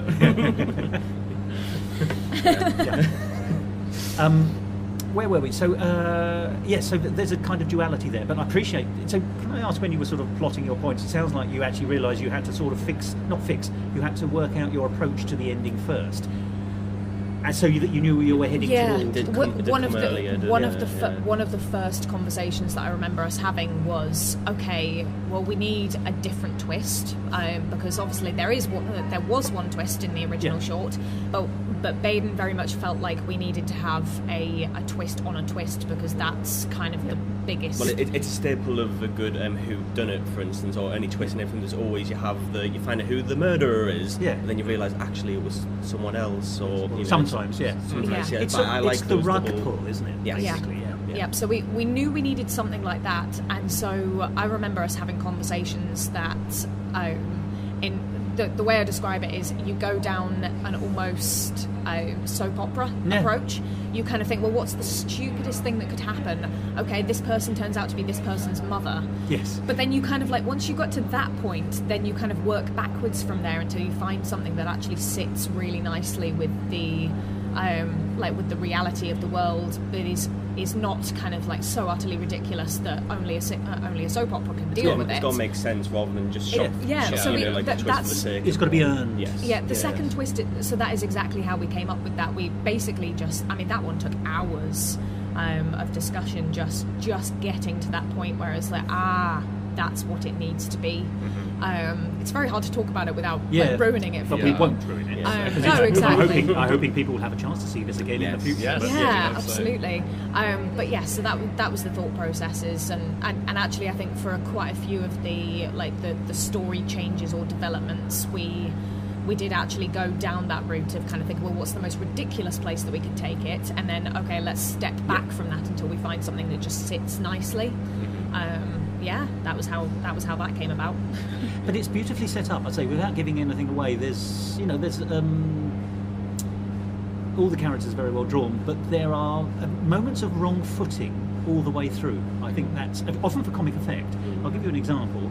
There's a number of times when people are talking to Potty and Potty is talking back, and they're having a conversation, and then there are times when people are talking to Potty and Potty says something and people seem to react as though he said something completely different, and you can't work out whether they are.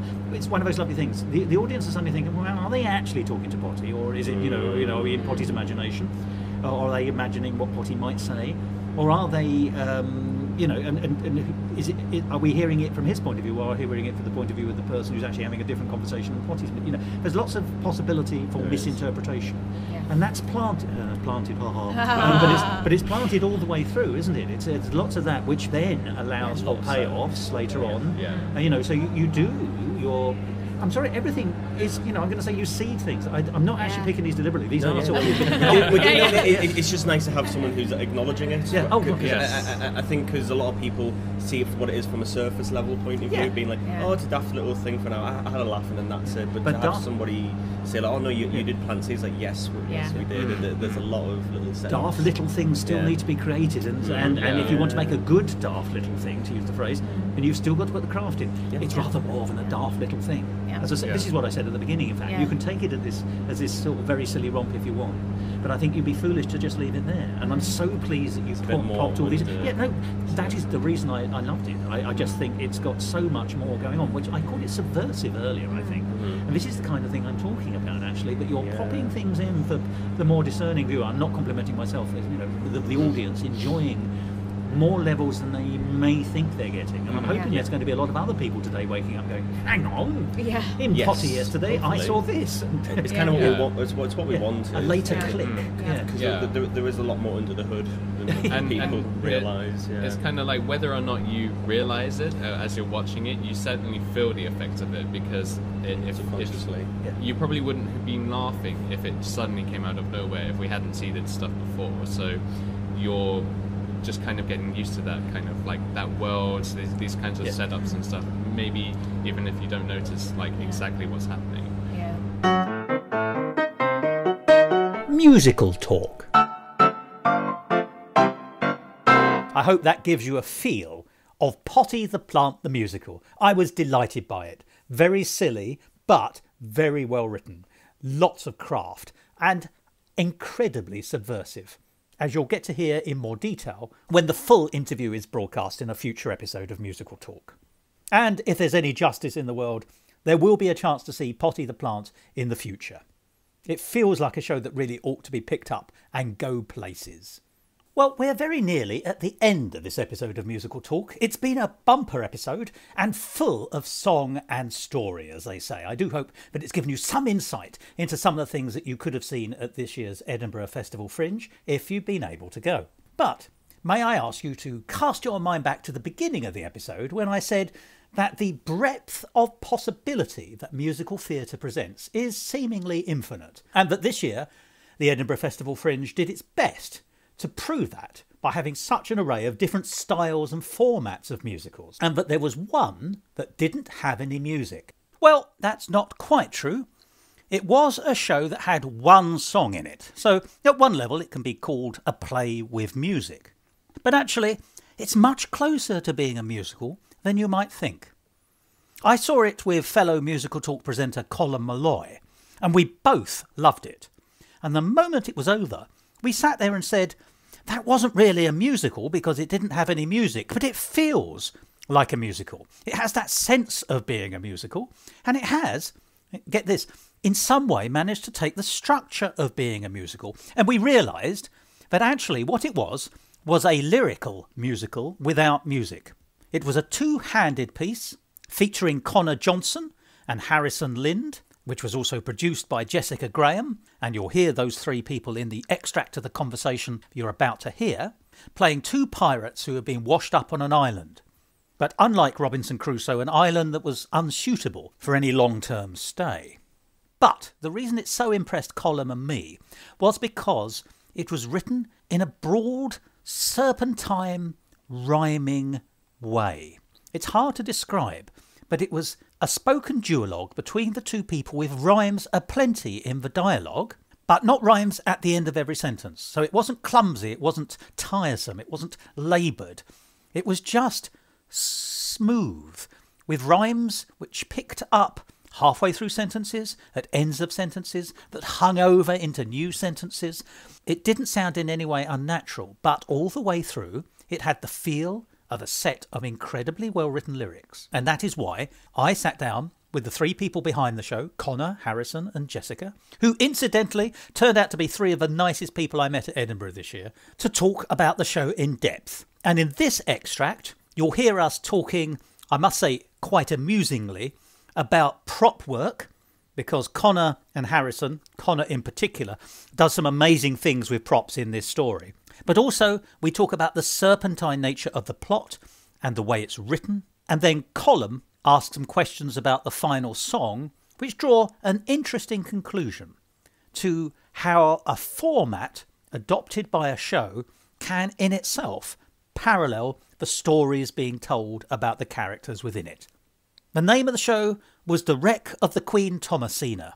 It was the other show that I saw twice at this year's Edinburgh Festival Fringe. It was a 5-star show, and whilst not actually a musical, it was a superbly crafted tone poem, with a beautiful serpentine rhyming structure that rivals the best lyric writing, burnished with a pair of stunning performances. Entrancing, quirky, funny and moving.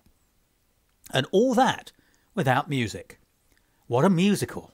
Let's hear from Connor, Harrison and Jessica. Musical talk. Actually, the narrative arc is beautifully serpentine. You know, there are a set of tropes that this could have been, and actually it's managed to avoid, or rather it's picked up the flavours of where it needs to pick up the flavours, but actually then it goes off in lots of lovely different directions, and you never stand still, and I think that's rather lovely. And there are some bits I'd love to talk about, which obviously I don't want to for spoiler purposes, but the audience came alive at one or two points, particularly in terms of the humour, and let us merely say that your prop work and your interrelationship with props is, I think, to be commended, and suggests of a wealth of experience in your wider life. So. We hope that people are coming and that they leave a bit enlightened and maybe open to alternative maybe a bit perspectives. Confused. Yeah. A bit confused. Let's just say eyes are open and very possibly other orifices. Yeah, I mean, it's funny you say, like, mentioning the serpentine nature. Yeah. Sometimes I wondered when I was writing it, a lot of the unexpected directions the show goes in were not like things that I figured out at some point was going to happen. Honestly, I think 90% of the time it was a good rhyme, and then I was like, "Oh, now I have this." Yes, exactly.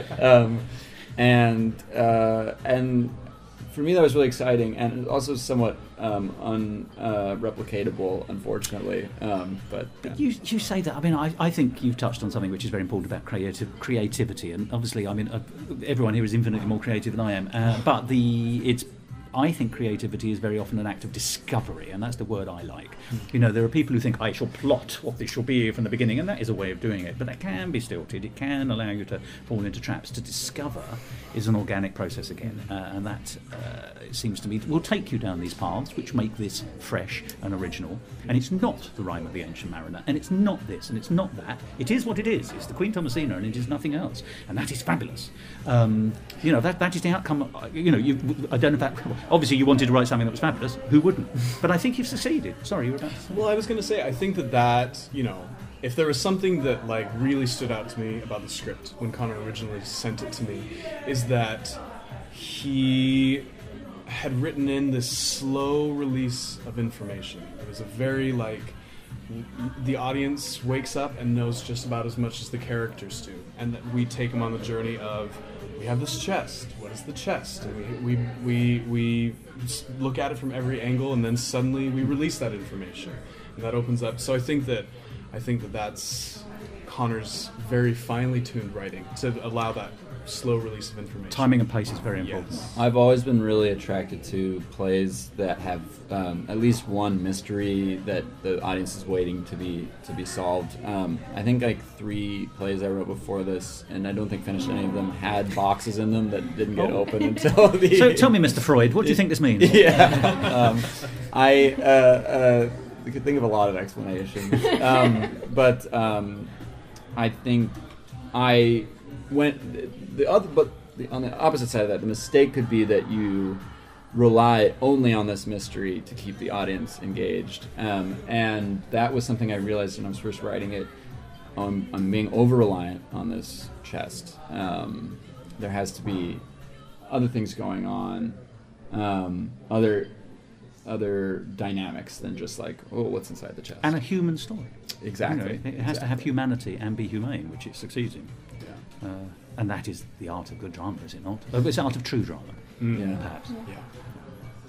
I will say, just really quickly about like the serpentine aspect of it. I think the first time I saw this show live, which was the first performance here at Fringe, yes, I was really taken aback by, you mentioned earlier, the humor and the desperation. By the fact that Connor has managed to write in these shifts from desperate to funny that could so easily be jarring as an audience member. It's not a handbrake turn, is it? But instead, I went, like, he's written and they've performed it in a way that it takes me right along with it, and it doesn't feel jarring, and it feels right and human in the moment. Like, particularly towards the end, I won't spoil anything, but there's, like, some really lovely moments of humor that, when I read it on the page, I went, I don't know how is that going to work? And watching these two do it and hearing them do it is really, really lovely. So I'll end on that. And we also, I mean, we need to give credit to Andra, our director, for that, who helped us find the way to align these moments together. Connor and I, through a lot of the creative process, felt a bit like, at least I did, felt like raw steel. And Andra is the most meticulous of blacksmiths, and turned us into this finely tuned instrument. Cutlass. Yeah, we'd be a little bit more rough around the edges without her, I think, possibly. Well, I can only say I thought the show was magnificent. Colm and I, we both very much enjoyed it. I wanted to ask, the song at the end, are they your own lyrics? They are, yeah. Because there was also that nice shift from the kind of vernacular verse into something that was even more constrained. But at the same time, it felt like for want of a better phrase, a real song that had existed for 200 years. Well, thank you very much. And we also have to give credit to the composer of the song. His name is J.T. Kaufman, and who did the brilliant thing of writing something that I like more I hear it. Like, I liked it to begin with, and now I love it, and it won't get out of my head. So maybe that's a bad thing. It's a joy to sing. It feels good just to say the words in that. It feels like the perfect ending to the show. And Colm, you've actually pointed something out to me which I don't think I'd realised there, but there is also that the narrowing of opportunity, the narrowing of worlds. You know, on sea you'd have had the world at your hand, you know, as characters. You know, pirates own the world in some senses, certainly the sea. Then you're on an island which is a limited landmass, and it's described, you know, the size of the island is described and what's on it, and then you're getting down to, you know, the prop with the chest. There's not much else, and then you're down to each other. But in the narrative terms, you've also got the the vernacular, and the rhyme is a form of structure. And you just pointed out there, Colm, that actually to go into a song is a tighter form of structure. It's a narrower form of structure. So the world is funneling in towards the climax, which I think structurally that's also terribly interesting. I wish I could say it was intentional. We'll say it is, and we'll just you simply can. 100% intentional. Yeah, there we are. Oh, I love it. Brilliant. I think here in the United Kingdom we've had a series of monarchs recently, but the Queen Thomasina is a very welcome addition to the pantheon, and I can merely say thank you so much for bringing it to Edinburgh. Thank you so much for talking about it so eloquently and so interestingly. It was a great show, a fabulous show, and I can merely end by saying Vivat Regina. Thank you so much. It was a complete pleasure to be here, and honestly, it feels amazing to be interviewed about the show, and especially so intricately and by somebody who's so well spoken. Yeah. Truly though. No, that's very kind. In fairness, I am a mere parasite. You are the people you are the creators, and you are the people who have done all the work. So the credit is entirely yours. So thank you so much. Thank you.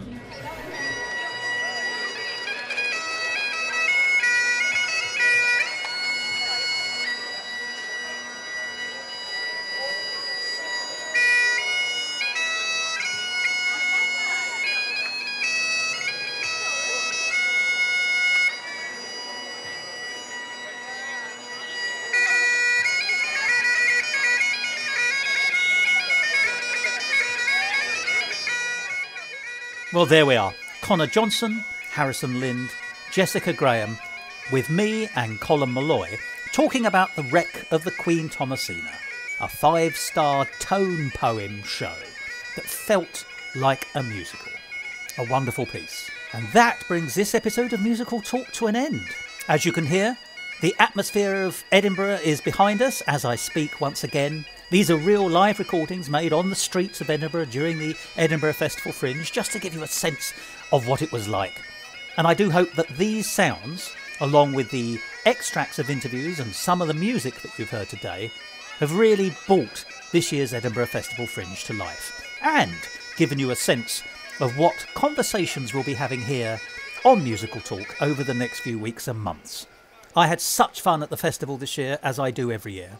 I had such pleasure meeting such nice people, as well as hugely talented people behind the shows you've heard about. And it brings me great pleasure to think that I'll be able to share some of these conversations and insights into the creative art of writing musicals with you all in the future. But all good things must come to an end, and that includes this episode of Musical Talk. So I'm simply going to say thank you very much for listening. If you didn't get to the Edinburgh Festival Fringe this year, maybe I'll see you there next year. I certainly hope so. But for the time being, join us again next week, or whenever. But until then, goodbye.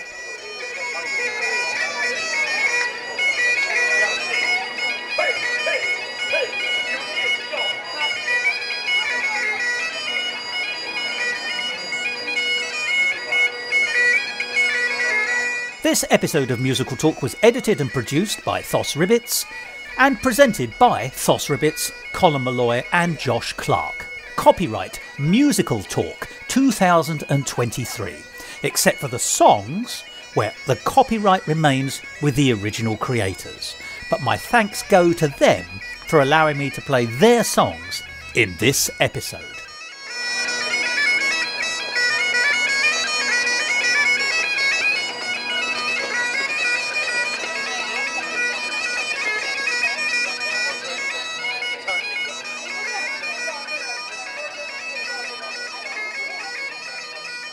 To find out more about the world of musical talk and listen to past episodes, go along to our website www.musicaltalk.co.uk or subscribe to us on Apple Podcasts and follow us on Facebook, Instagram and Twitter.